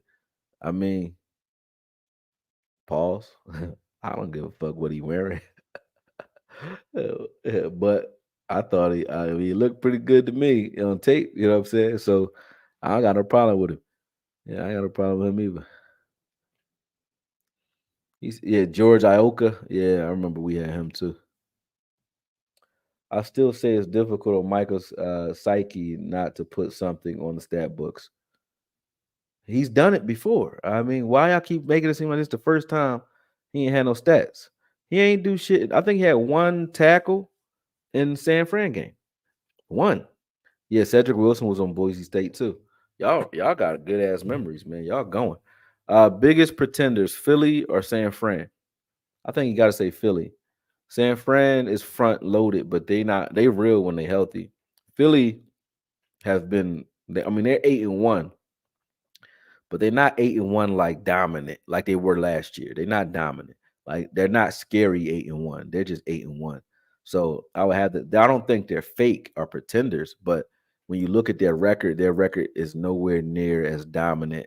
I mean, they're nowhere near as dominant as their record would pretend they are. So that's why I say I agree with you on the pretender part with Philly. But they both teams that are going to be tough to beat. We already lost to both, so we can't say neither one of them is pretenders. But um, I think if you had to play somebody, you want to play Philly. San Fran, though, I will say I would love to see what we look like against San Fran at home because I don't think our guys travel well. We've only lost road games. We haven't lost no home game. I don't think our guys travel well. Number one, that's on the coaches, but they got to get it together. That's one. I think they don't like grass too, but they don't travel that well. And then two, the noise. I think Dak can do more. He could open that playbook up more at home than he can on the road. You got to carry your running game and defense on the road. You can get high flying and cute at home because it's quiet. What's up, Matt? Keyshawn Johnson was all in on Dallas last season. Now his ass done got brand new. Yeah, I don't know. All the blessings for you and your future success, brother. Much respect to the grind. Yeah, man. This ain't a grind, man. I have fun doing this shit, man. If I ain't have fun, I wouldn't do it. I'm the type of person I don't give a shit. I care about money, but obviously I ain't money motivated. I would have been trying to make more money doing this a long time ago. I wasn't trying to make money at first. I was trying to prove my concept first. Like, can I engage with people?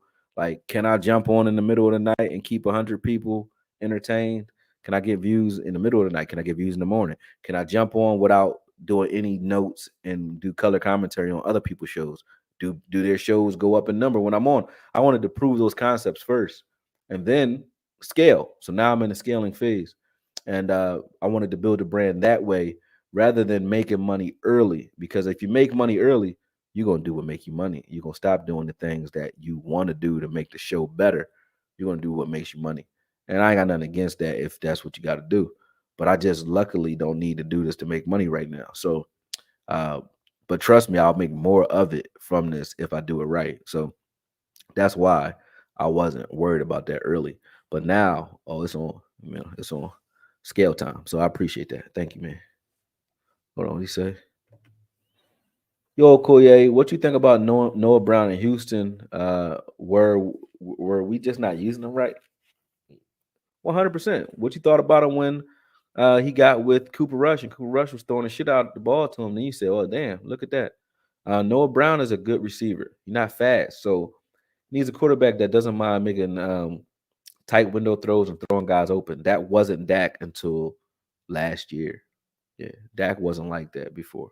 Dak was not throwing no. He wasn't throwing anticipation throws.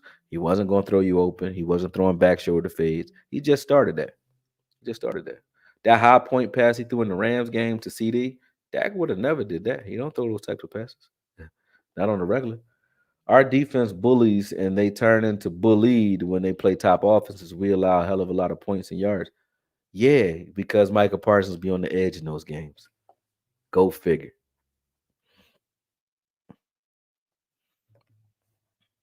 We don't get as much pressure or turnovers in those games too. Why you think that is, Okoye Media? Because Michael Parsons is on the edge and you know exactly where he at and you can game plan for it. He said, "Yo, CD is balling, bro. I was watching this film and he's always open, like he's playing at a top three level. He definitely is. I don't have his film pulled up, but we can look at it. I can find it. Hold on a second. Hold on a second. They be worried about the wrong shit on the road. I mean, they coordinating outfits and all that. Like, what the hell is that? Man, they should just keep it gully camo and butter Tims. Stop all the pretty shit. Fuck them Tims, man. You must be from New York. Put on some black forces, and I know you for real. You know what I'm saying? They should all wear black forces on the road. You know what I mean? Everybody. Black forces with cleats. You know what I'm saying? If we came out like that, like y'all gonna lose. Whoever y'all playing is in trouble. Everybody black forces with cleats, man. You know what I'm saying? No, you're right, man. It has been a few games, not just one game. Okuye, should holding calls or penalties be 5 and 10 yards without automatic first downs? Ergo, third down and 35 holding within 5 yards should be automatic first down. But instead of automatic first down, but third and 20. Oh, instead of an automatic first down, holding is not an automatic first down. Holding is 10 yards, right? A holding call just give you 10 yards. You just move back 10 yards. Oh, you mean like a defensive holding or something? Because defensive holding is 5 yards, but an automatic first down. Yeah. But no, pass interference, you get the yards and the first down. But if you're on the offense and you hold somebody, you just lose 10 yards and the down gets replayed. It's not an automatic first down.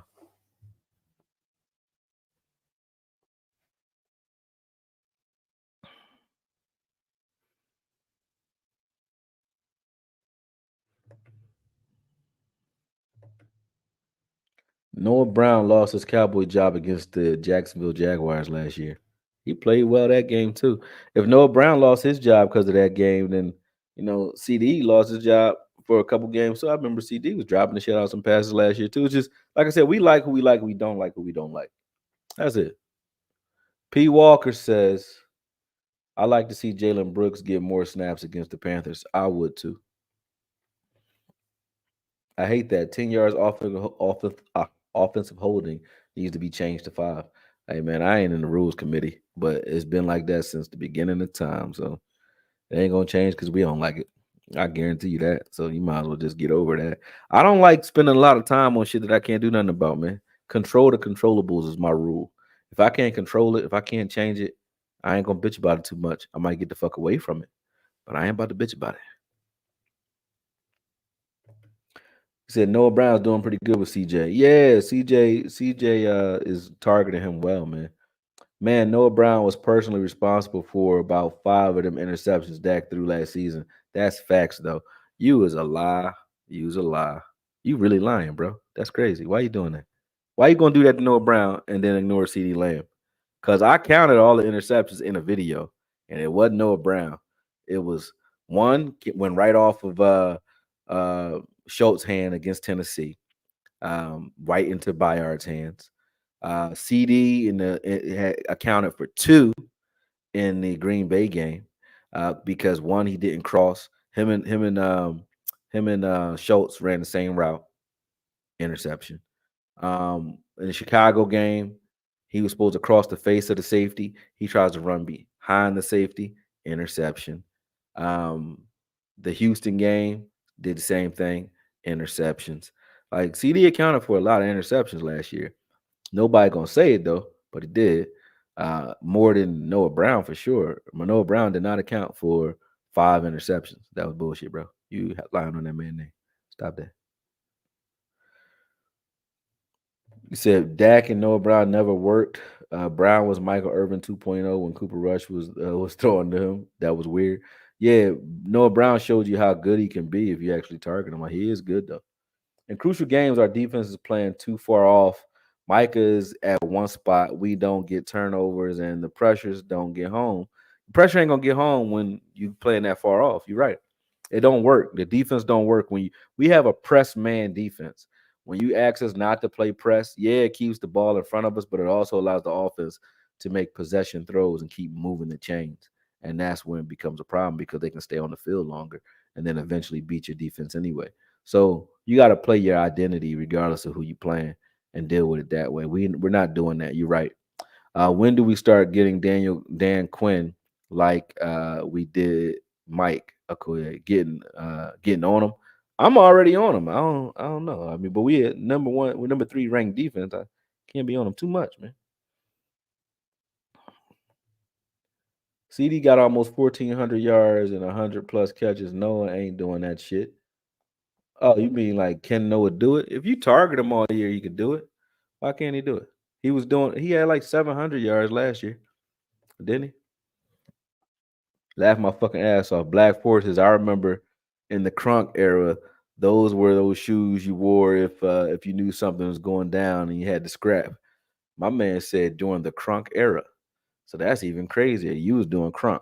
So you crazy just from doing Crunk. You don't need no forces. You could do Crunk barefoot and people will still stay the fuck away from you. Because who the fuck does that fucking Crunk dance? And I'm like, anybody who dance that violent and that coordinated at the same time.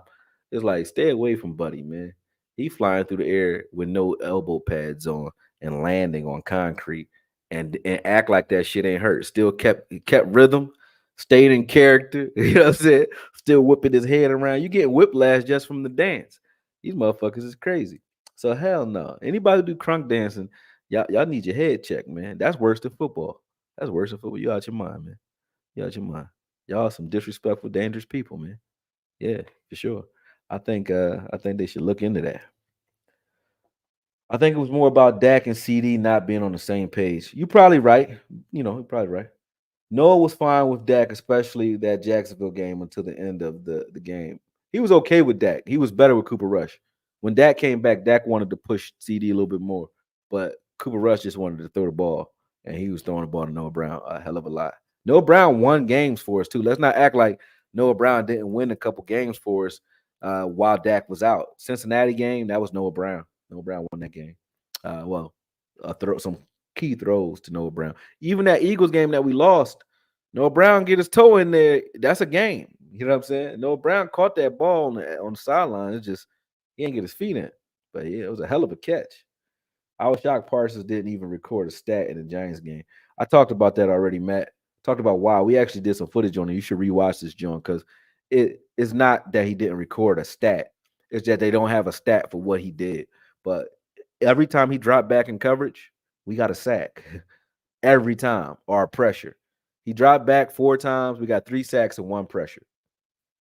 Why would we complain about what Micah didn't do on those plays? I don't know. He was trailing and spying Saquon the whole game. Judge his game by how well Saquon did or didn't do in that game, not by how many tackles he had. Saquon didn't get any receptions when Micah Parsons lined up against him. Not one. Not that DeVito was going to get him the ball anyway, no matter who lined up against him, but still, you know what I'm saying? Lamb dropped out his first pass against Philly, which gave us a 3-and-out. Philly came back with a touchdown. Thanks for keeping the honest. That's facts.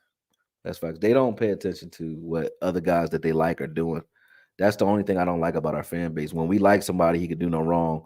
They're like, oh, that's him. It's okay because he's gonna make a play. I get it. You want to balance off your bad plays with some good plays. So I get the reasoning behind that, but they still act like the bad plays don't happen from other people, and that's bullshit. I was watching Diggs get cooked sometimes. Diggs got cooked against Ayuk one year and against McLaurin one year. He got cooked by everybody that first year. I mean, but he was making plays too. Okoye, how do you contribute to Super Chat? I don't remember. I know down here where the chat is, you can hit the money sign. Then they'll ask you for information, and you can throw that in there. You know what I'm saying? Yeah, I'm saying. Oh, he said no, nah. Noah gave us 555 yards last year, but look at how many of those yards came with Cooper Rush versus with that. Do that. Just look up those games.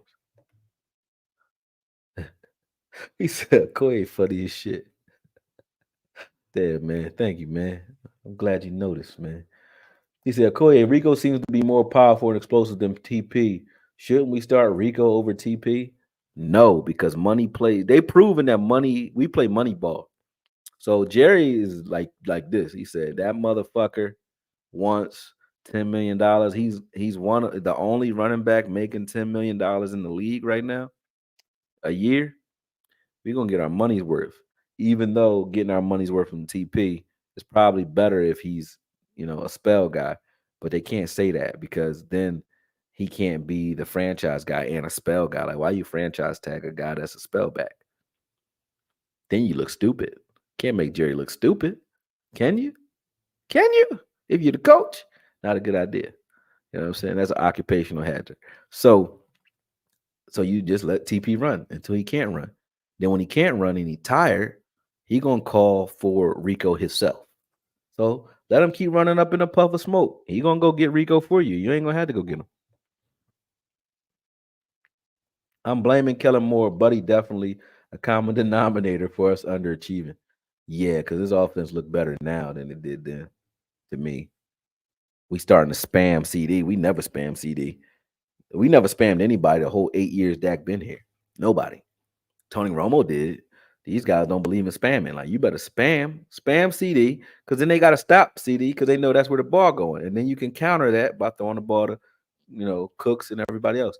Noah lost us the Jags game and helped us win the Cincy's game. A soul for a soul.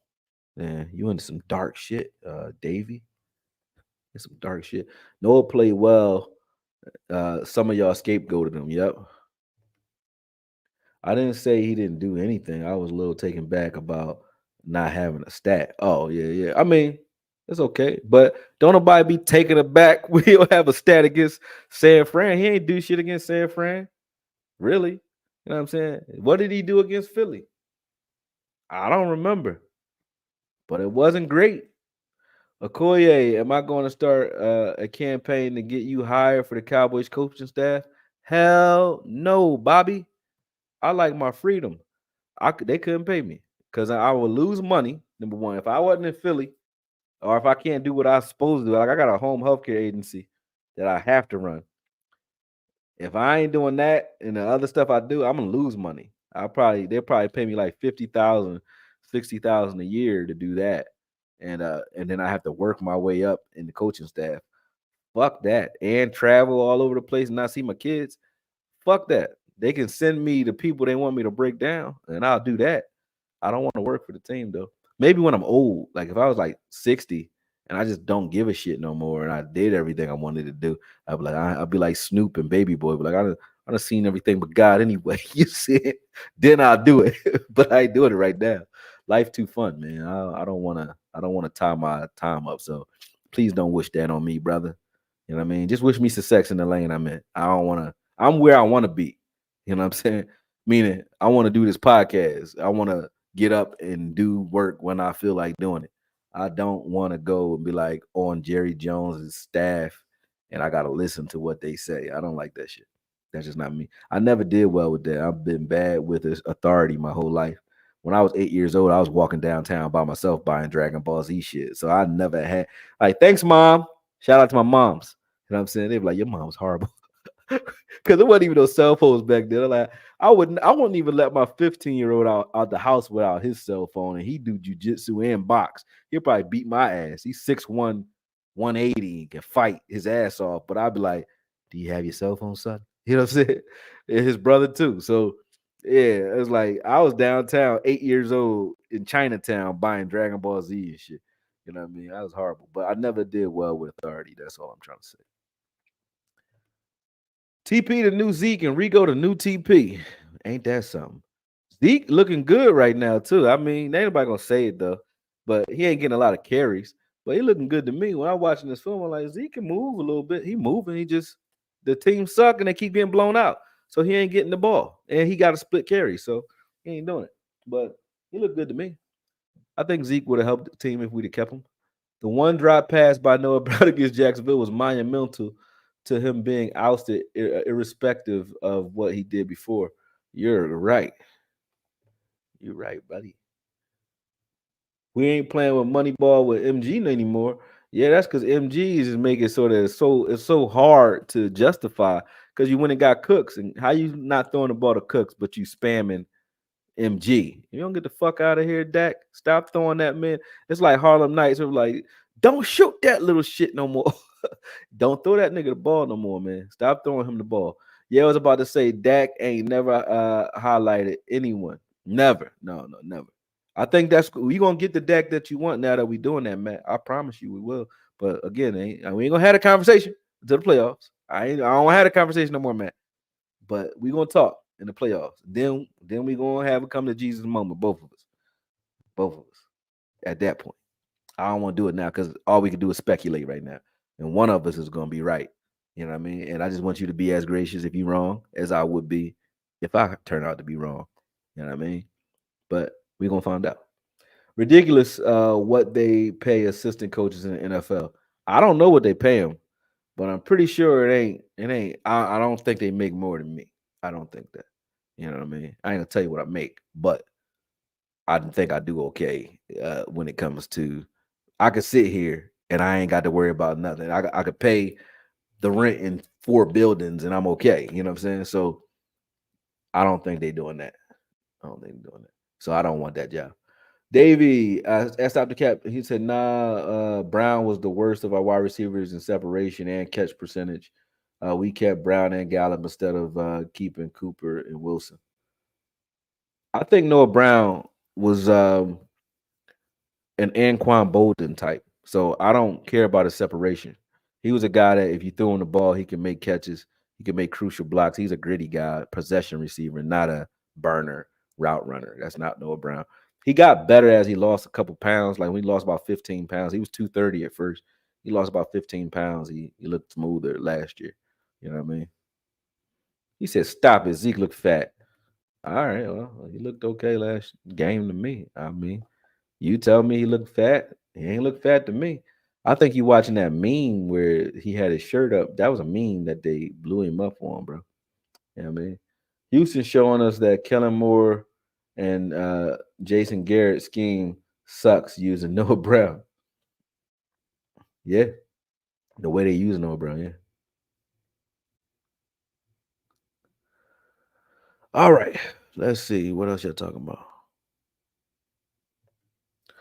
Okoye, you mentioned your business. Share some more. Would like to patronize it. Um, ain't really much you can do. You're in Philadelphia. You got some old people who need care. Then holler at your boy. But no, I run a home health care agency here, and I'm licensed to do it in Baltimore. But once the football season started, I said Baltimore going to take a dip. I was supposed to be doing it in Baltimore, but I don't feel like going down there. But yeah, we have a home health care agency here in Philadelphia called Family First, and it's good for me. I'm cool there, and I'm actually in my gym. So I got a boxing gym too. So I'm in it, and I got an office here in the gym. I set up this little studio in the corner of the gym, but the boxing gym is here. So all my fighters, I've trained professional fighters here. I couldn't do that if I was working for the Cowboys, but they train here. They got keys to the facility, so if I'm not here, they can come here do their thing. And then upstairs we got like that's the little. It's like that's not cheating technically, but we got a wellness center. So we got a sauna room upstairs. I got a got body sculpting. So we do laser lipo for the ladies. Um, we do detox and wellness type shit like teas and so on. I got books on how to get rid of certain ailments without modern Western medicine. Um, yeah, that's called Unibody. If you want to look at that on IG, go to Uni. So UNI body on IG, and you should find my lady. She run that page. But yeah, that business is doing good too. But I got to be here for that. We got a hydration therapy business that's incorporated in that too. But usually the fighters use it. That's why I say it's not cheating, but they ain't supposed to be getting IVs. But we don't really do it before a fight anyway because they dehydrate before a fight. They don't want the hydration. They do hydration while they're training though. So if I have a guy that needs vitamin drips or any kind of drip, you know what I mean? Vitamin C, D, E, F, G, or we want to put some sort of supplement in them without it being absorbed into the intestines. We just put an IV in them. My lady's a phlebotomist, and she does that. So, yeah, I don't really see how you could patronize unless you're in Philly, but Yeah, those are the pages though. If you want to look at them, Unibody on IG.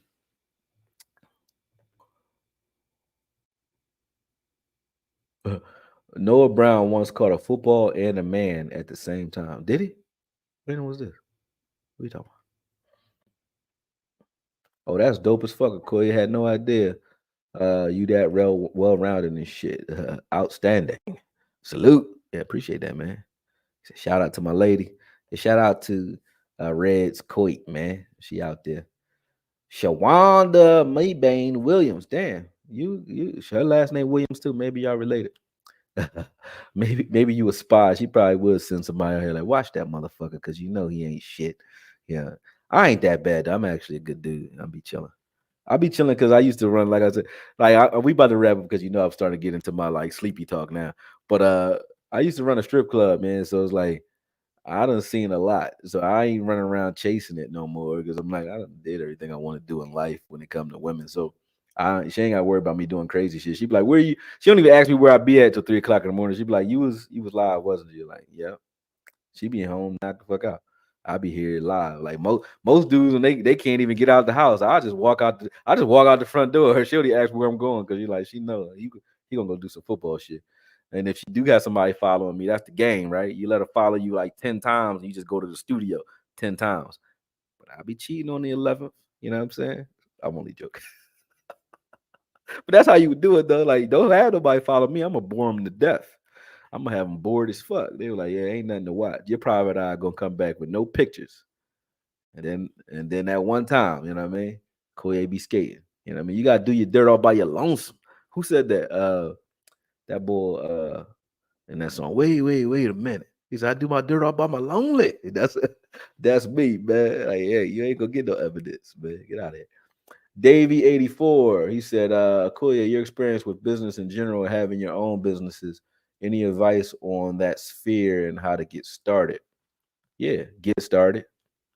That's it. The only difference between people in business who make it and who don't is not quitting and actually having a mindset where you are patient. Because I was in the corporate world all the way up until 2014. I was working as a online reputation manager. So if somebody had something online that they wanted to get rid of or they wanted to protect themselves from on Google, when someone Googles you, you want like your mugshot gone or you wanted certain things off, you would call us and we would get rid of it.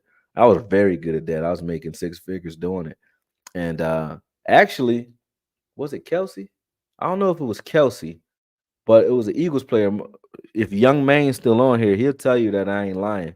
My brother, he worked at Golfberg. He a trucker now, but he was working at Golfberg. He's a professional Rolex or watch refinisher. Like he can build a fucking watch or fix a watch, any watch, right? But he was trained to do Rolexes.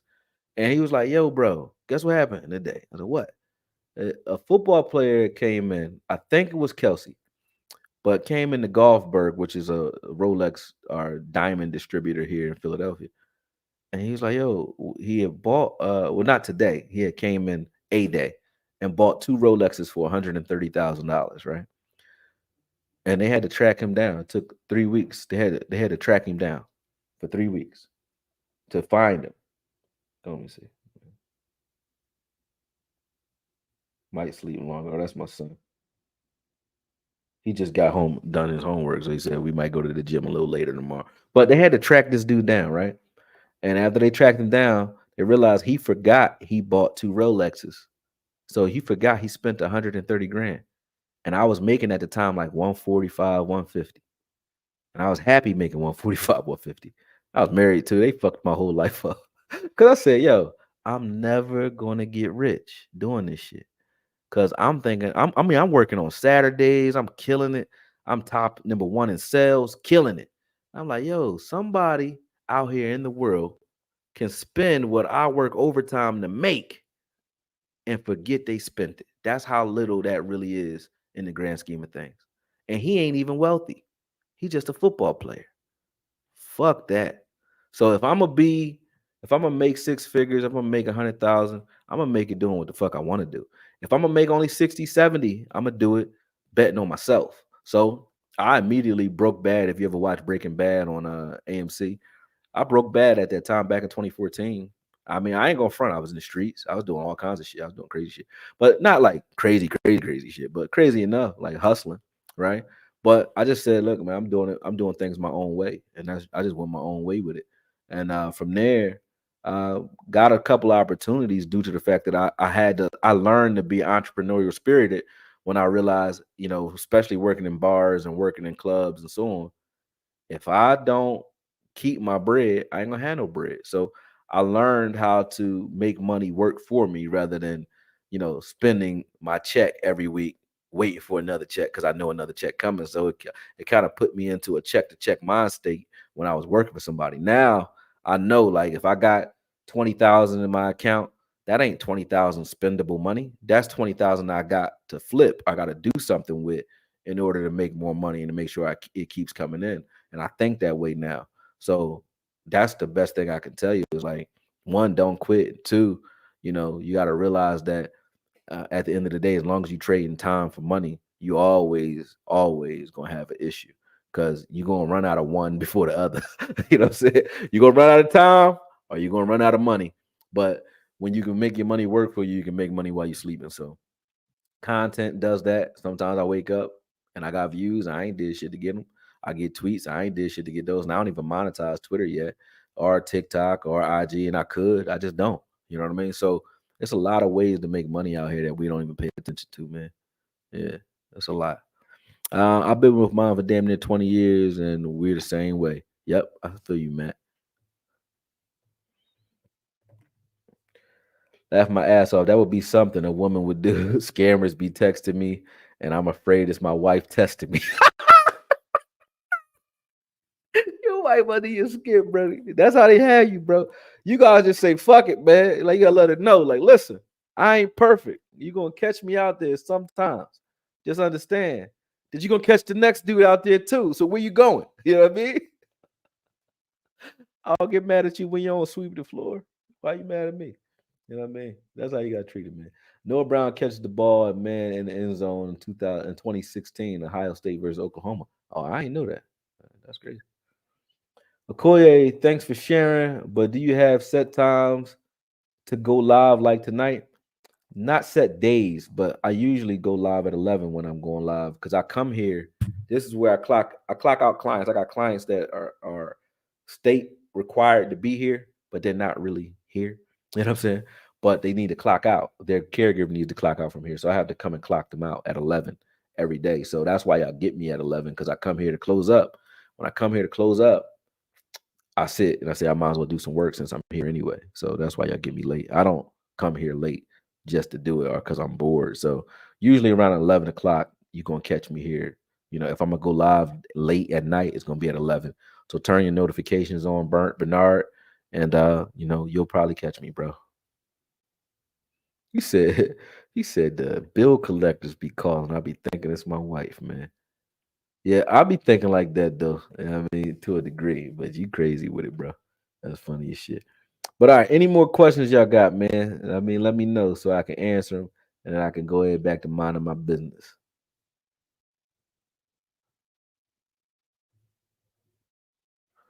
Time is money. Facts. YouTube not janky with the notifications. This is what the problem is. If you hit notifications on, let's say you did my video a year ago, right?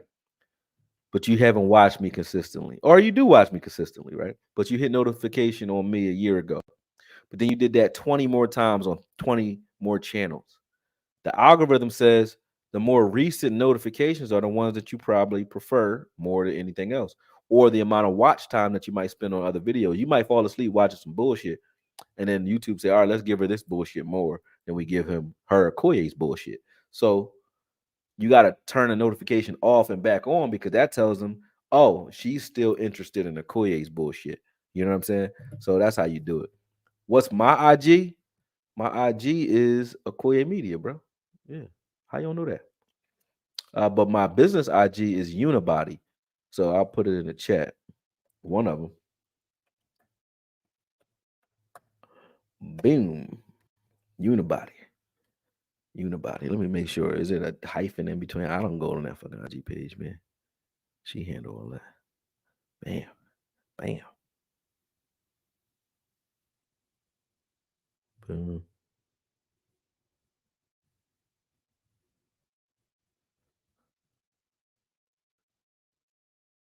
Yes, Unibody Health. My bad. Unibody Health. I forgot to put the health in there.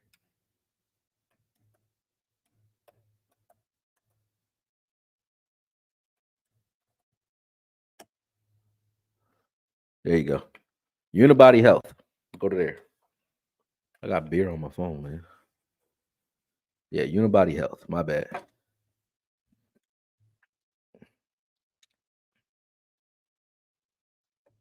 Yeah, you can hit me up, Matt. Willie T. Okoye, how do you feel about Rico getting more carries and also using Hunter? You gotta watch the whole joint again, man, because I talked about that already. But I think Rico's a problem. I want Rico to get the ball more. Yes. I think they're sparing him because of his hip injuries. When you run the way you run, or the way he runs, and you're coming off of hip injuries, and then you hurt your hip this year in the Arizona game, I think they've been using him the way they've been using him because of that. They're protecting him from himself because he's the type of back that runs like Zeke, but he break down quicker than Zeke does, though. You know what I mean? So you gotta use Rico a little different. They might be saving him a little bit. Okoye, when the season is over, hit me up. I will set you up in the Bahamas for a week at my invitation and gift. Bring the wife. That sounds like some shit from the Saw. We'd be down there like in the crying game. Like, what the fuck did you walk me into? You know what I'm saying? No, I'm only fucking with you, man. Hit me up on Twitter or IG and we'll exchange information, man. And we'll make it happen if that's a thing. You know what I'm saying? And yeah, I'll be traveling though. I'm leaving. I'm going to Cali next week. So I don't care if it's a season or not. My laptop go everywhere with me, so I could do this from anywhere.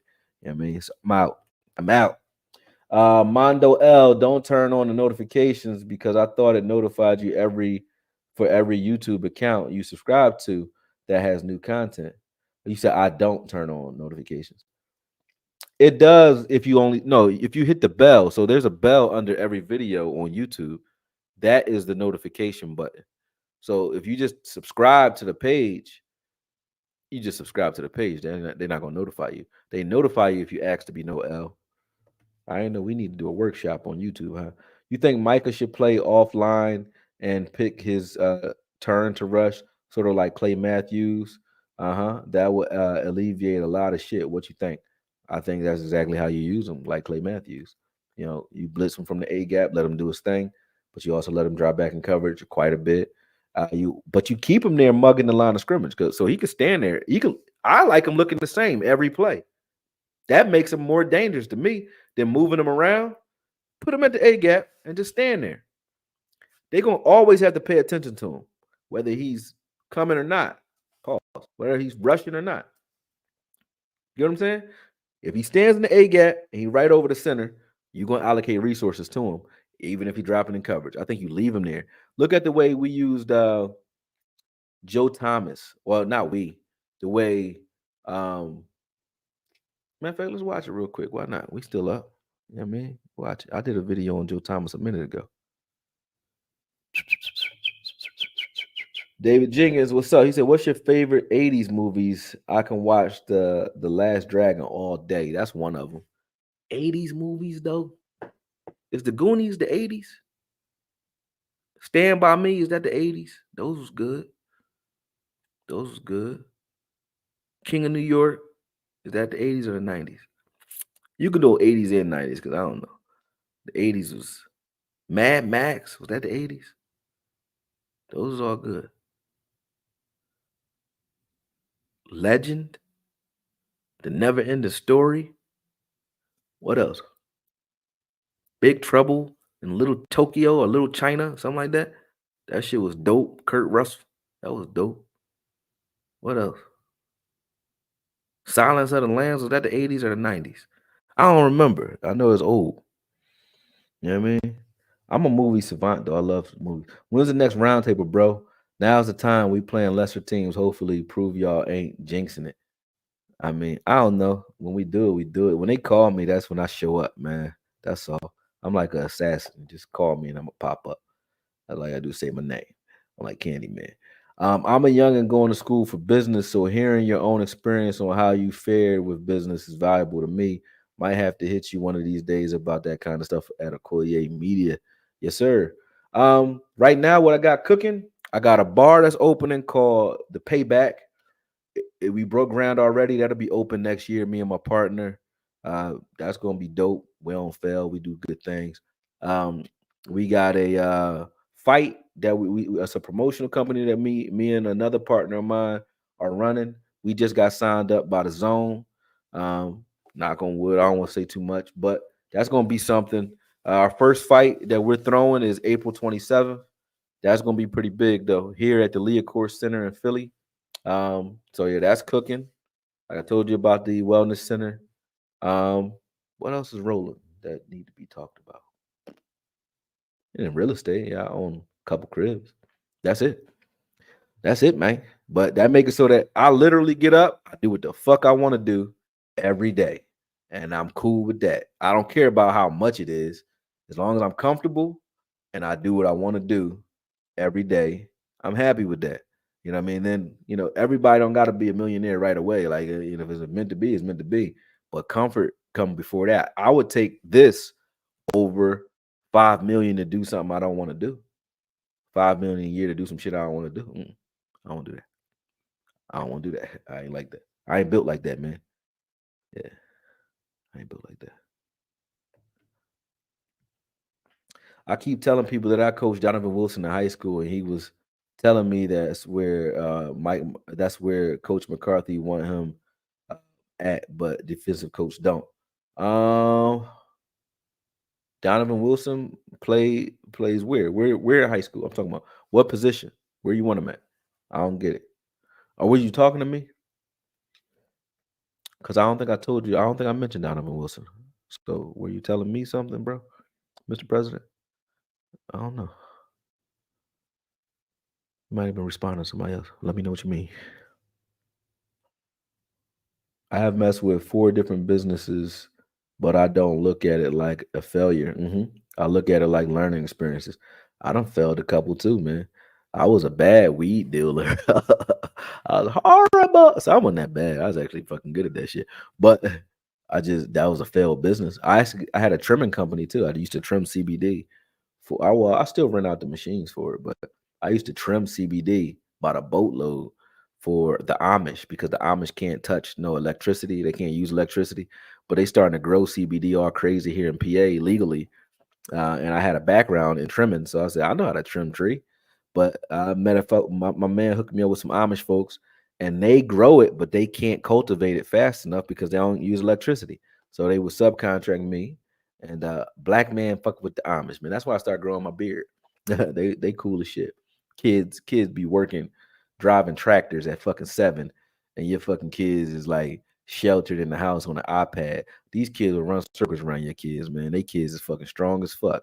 Driving tractors, trimming tree, climbing shit, doing lunch breaks and shit, and going to school. Like these little kids, Amish kids are some tough little SOBs, man. I would do that, and then I actually did that with my sons. I gave them that plus merged it with modern technology, and you got the perfect people. You know what I'm saying? Because they some fuckers, man. I love them. But yeah, I used to trim tree by the thousands of pounds of it, CBD for them. Got tired of doing it, but I used to do 15-hour days, and this wasn't that long ago. This was since y'all knew me. I was doing that in 2019 for like a year. I said, nah, I ain't doing that shit no more. I was too tired. I was too tired. I was too tired to do this. I said, "This ain't it. This ain't it." I made okay money, but I made like 200,000 that year off of that, just off of one season. But they fucked up the next season because they were bringing all of the tree that was still wet, wrapped in newspaper, so it was getting moldy. The whole crop got moldy, and then somebody burned down a ranch. And then one of the other guys who was growing was like vaping so much he got like vape poisoning. I didn't even know that was a thing, but he got sick and was like throwing up projectile vomiting everywhere. And I was like, "This ain't it." It looked like fucking Animal House in there. I said, "I'm not coming back, man. I'll rent y'all the machines though. I'll rent somebody the machine." I ain't even seen the machines in a year and a half. I don't know what's going on with them, but I rented it and said, fuck it. Donovan Wilson stated McCarthy wants Micah in stand-up linebacker role as well, but our defensive coach don't want him there. Oh, yeah, that's where he should be. That's where he should be. Donovan Wilson said that to you. He said that to you. You saying, yeah, well, that's smart. That's where Micah should be. That's where Micah should be. Natural disasters, wars, government outreach, and aliens is the world ending, bro. I'm laughing my ass off. Oh, you talking about on my IG? I just put out counter culture or counter narrative information, man. That's just what I'm into. But the world ain't ending. No, they ain't going nowhere. Even the natural disasters, they fake. They ain't natural. You ever heard of HARP? HAARP? Look it up. That's about to drive you crazy, bro. They control weather. You talking about? They're honest. You can't beat that. Who's honest? I don't know. He said I coached him at Woodlawn High School. I talk to him regularly. Oh, so now I get what you mean. You saying he said that Micah should be in the middle of the field, and you talk to him, so that's why you know that. Got you. Got you. Hit me up, man. I might be able to get some sources from you, man. Hit me up on IG too, man. I'll give you my info. You from Shreveport, President? That's tight. Yeah, I love Nola, man. Nola is the shit. I went to New Orleans. New Orleans was the shit. Louisiana is good, man. It's dope. I like y'all po' boys. This might be the game. Let me see what else y'all talking about. Oh yeah, I get what you mean now, Mr. President. Understood. What were we supposed to be watching? We supposed to watch something. What the fuck was it? Oh, it was the way they used Joe Thomas. I'm gonna show you what mugging the line of scrimmage does for a team. Let me go do that real quick. This is an old one. Let me see Joe Thomas. Yep, Joe Thomas. Throwback. That's a Koye throwback.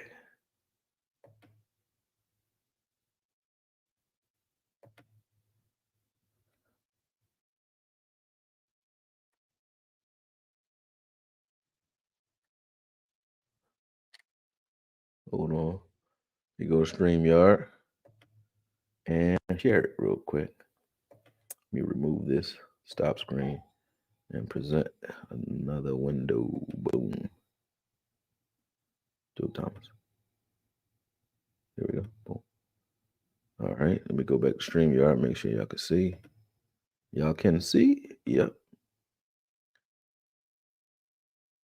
Blow it up.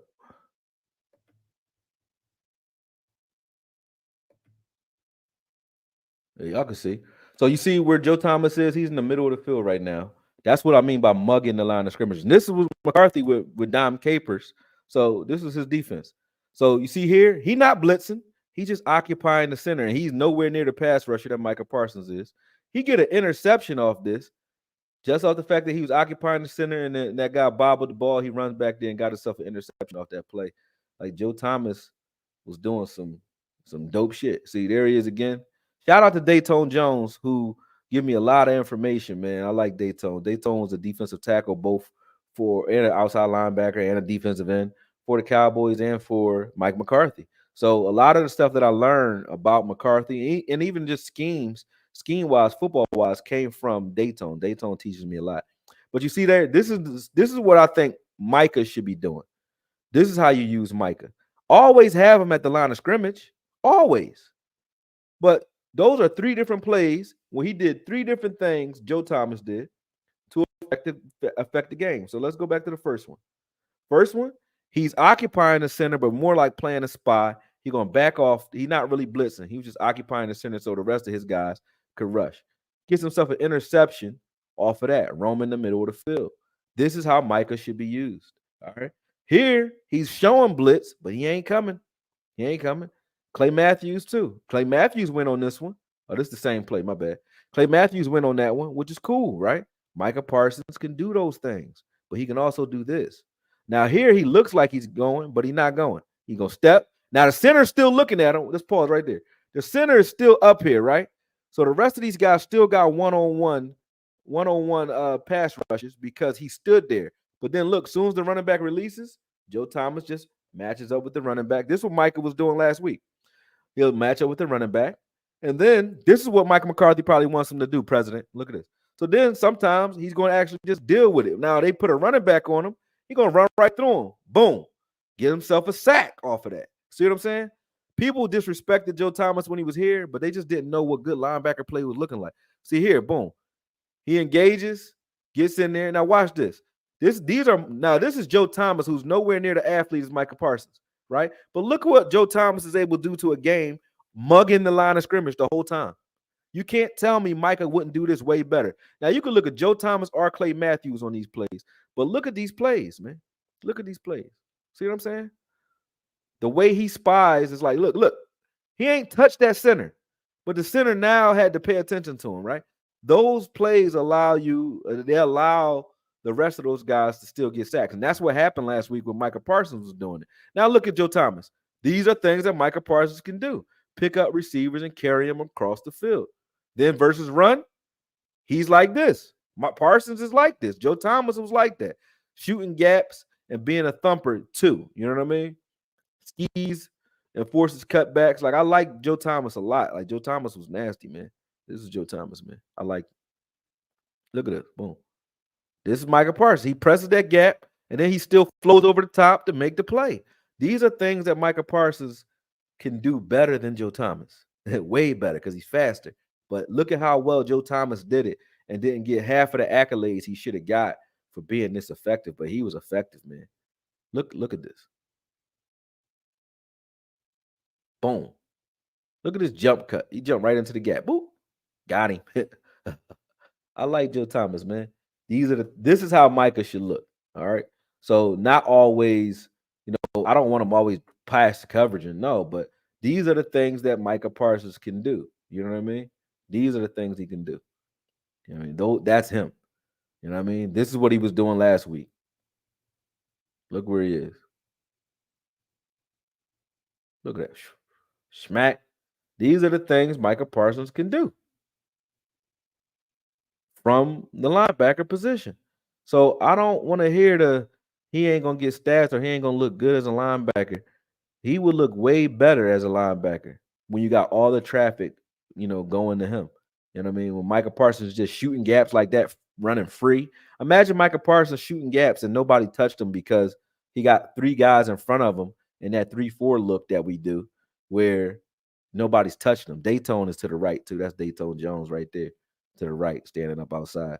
But look at that. Joe Thomas little dips his shoulder right here, gets in the gap, makes the play. Like, these are things Micah Parsons could and should be doing. How much time we got? Oh, we got 5 minutes of this. Oh, shit, get out of here. Come on, man. Let's know my video. Boom. Joe Thomas occupying the center again, not touching him. Look, he's spying, but the center had to deal with him, and that's boom. Pushes the guard right into the lap of the running back for somebody else to make the tackle, but still good play. Finds his guy in traffic. Like, he's doing good shit, man. I like Joe Thomas. He was one of my favorite backs when he was here. Look at that. Boom. Still cause problems while you're in there spying, but still watching the running back at the same time.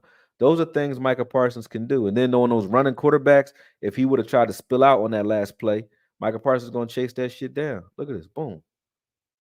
I like Joe Thomas, man. And now he in coverage. Look at this. Boom. Get out of here. These are things Micah Parsons can do right here, man. Get out of here. So tell me that he can't. Like, look at this. Look at him. And he in the bull hip pocket, too. Boom. Let me make sure y'all can see this, too. Let me pause it real quick. Because, y'all be talking and like, yo, Koye, we ain't see none of that. Oh, y'all can see it. Yeah, y'all can see it. Good. Good.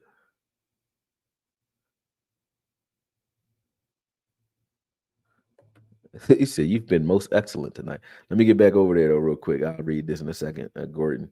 Shout out to May Hall. Look at Joe. Look at Joe Thomas right there, man. You know what I mean?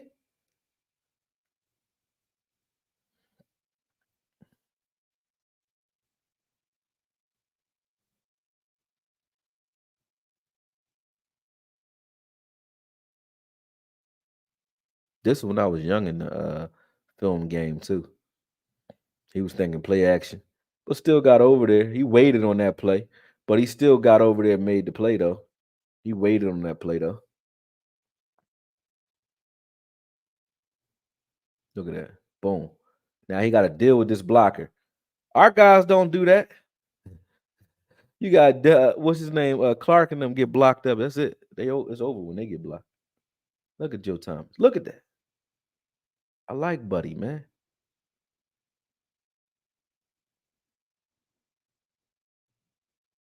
Spying, coming out and making tackles. Like that's what Micah Parsons can do all game. All game. Watch this cutback.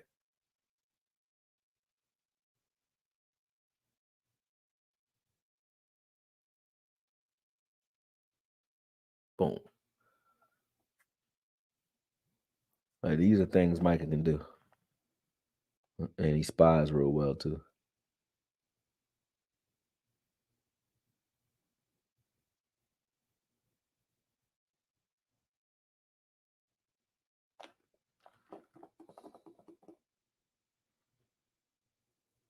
Boom.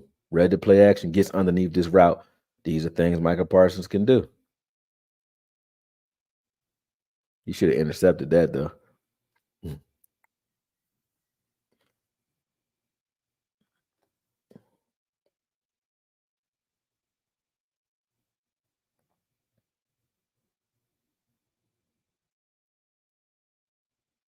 He knocked the C off of the dude helmet in Chicago.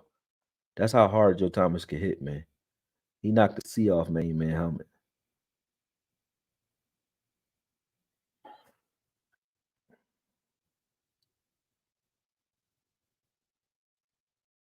Look at that.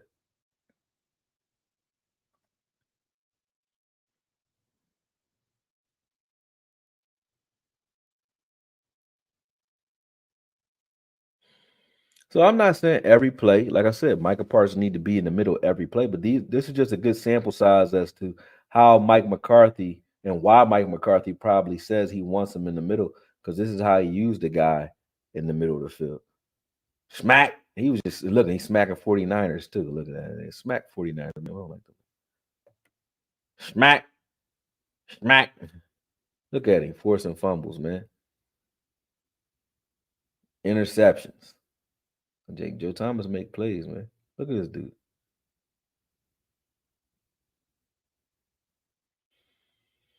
Yeah, Joe Thomas would make plays. Now look, that's the play right there. The C literally came off main man helmet. Look at the C. Look at that. Smack. The C flew off Buddy helmet. I ain't never seen no shit like that. Look at that.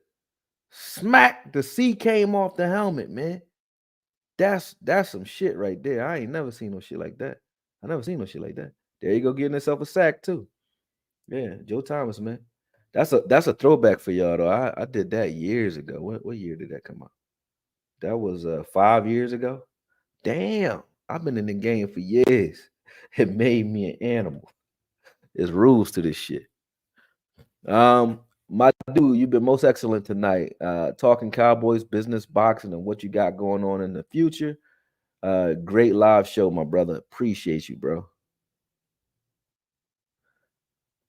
Also, the appearance lately with Sky and Tuck have been primo quality content. Thank you, man. Shout out to Sky and Tuck too. I missed Sky today. I was supposed to do a show today, but I was in court. I had to go to court.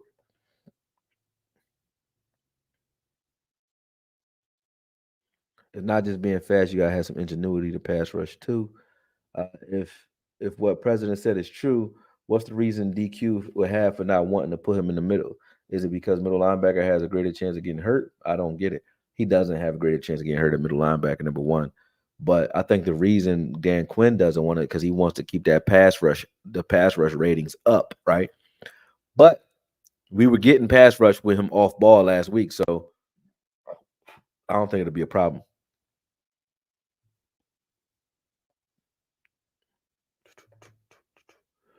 I think at the beginning of the year they were thinking LV would be there and Clark would make a good second year jump. So Parsons and DQ thought he would get more work at the edge. That actually made sense, Gordon. Great answer. Actually, that's better than what I was going to come up with. Yeah, what Gordon said, because When you think about it, if Clark was going to make that jump, then you had Overshawn, who was supposed to be something, and then you have LVE. Yeah, then you don't need Parsons in the middle of the field ever. But now more than ever, you need him there, man. So that makes sense, President. What you think? I don't know. Or did DQ have a schematic reason why he didn't want to? It's not schematic because there's no way. I don't see why you would want it either way. Like, there's no way you want Micah Parsons setting the edge. Because when Micah Parsons is setting the edge, he's standing still and he's got to be patient. You don't want the guy that you want Micah Parsons playing wherever he can play where his hair on fire. That would be like, imagine Troy Polamalu, Roy Williams, or Brian Dawkins if you said, be patient, stay back, and wait for the ball to come your way. That ain't how they play. That's how Ed Reed and those guys play. That ain't how those guys play. They need to be playing with their hair on fire. Like, go hit something. That's it. That's what they want to do. You know what I mean? Yeah. Don't get me wrong. I'm with Okoye last year and thinking it was time to move on for LV. No, but you was right though. That was still right. I think Jerry had a say on LV being here and why he looked was looked at as such a pivotal piece. Maybe Okoye, you really the goat dog. I love your content, bro. Pause. I've been with you for a minute. Keep going. I ain't going nowhere. Davey, appreciate it. Didn't even think about Overshawn. Yeah, Overshawn was supposed to be a beast. All right, but it's 2:25 now, and I got to get up. Me and my son going to the gym at like 10 o'clock. So, yeah, we'll go probably like 10, 11 o'clock. But going to sleep now, man. I fuck with y'all, though. Love everything I'm doing. Love y'all. I'm going to probably jump back on tomorrow or Friday. Not tomorrow because we got everybody watch Thursday Night Football. So if I do jump on, it'll be it'll just be random. But probably Friday for sure, though. I'll be here, man. Appreciate y'all watching, though. I'm out. Peace.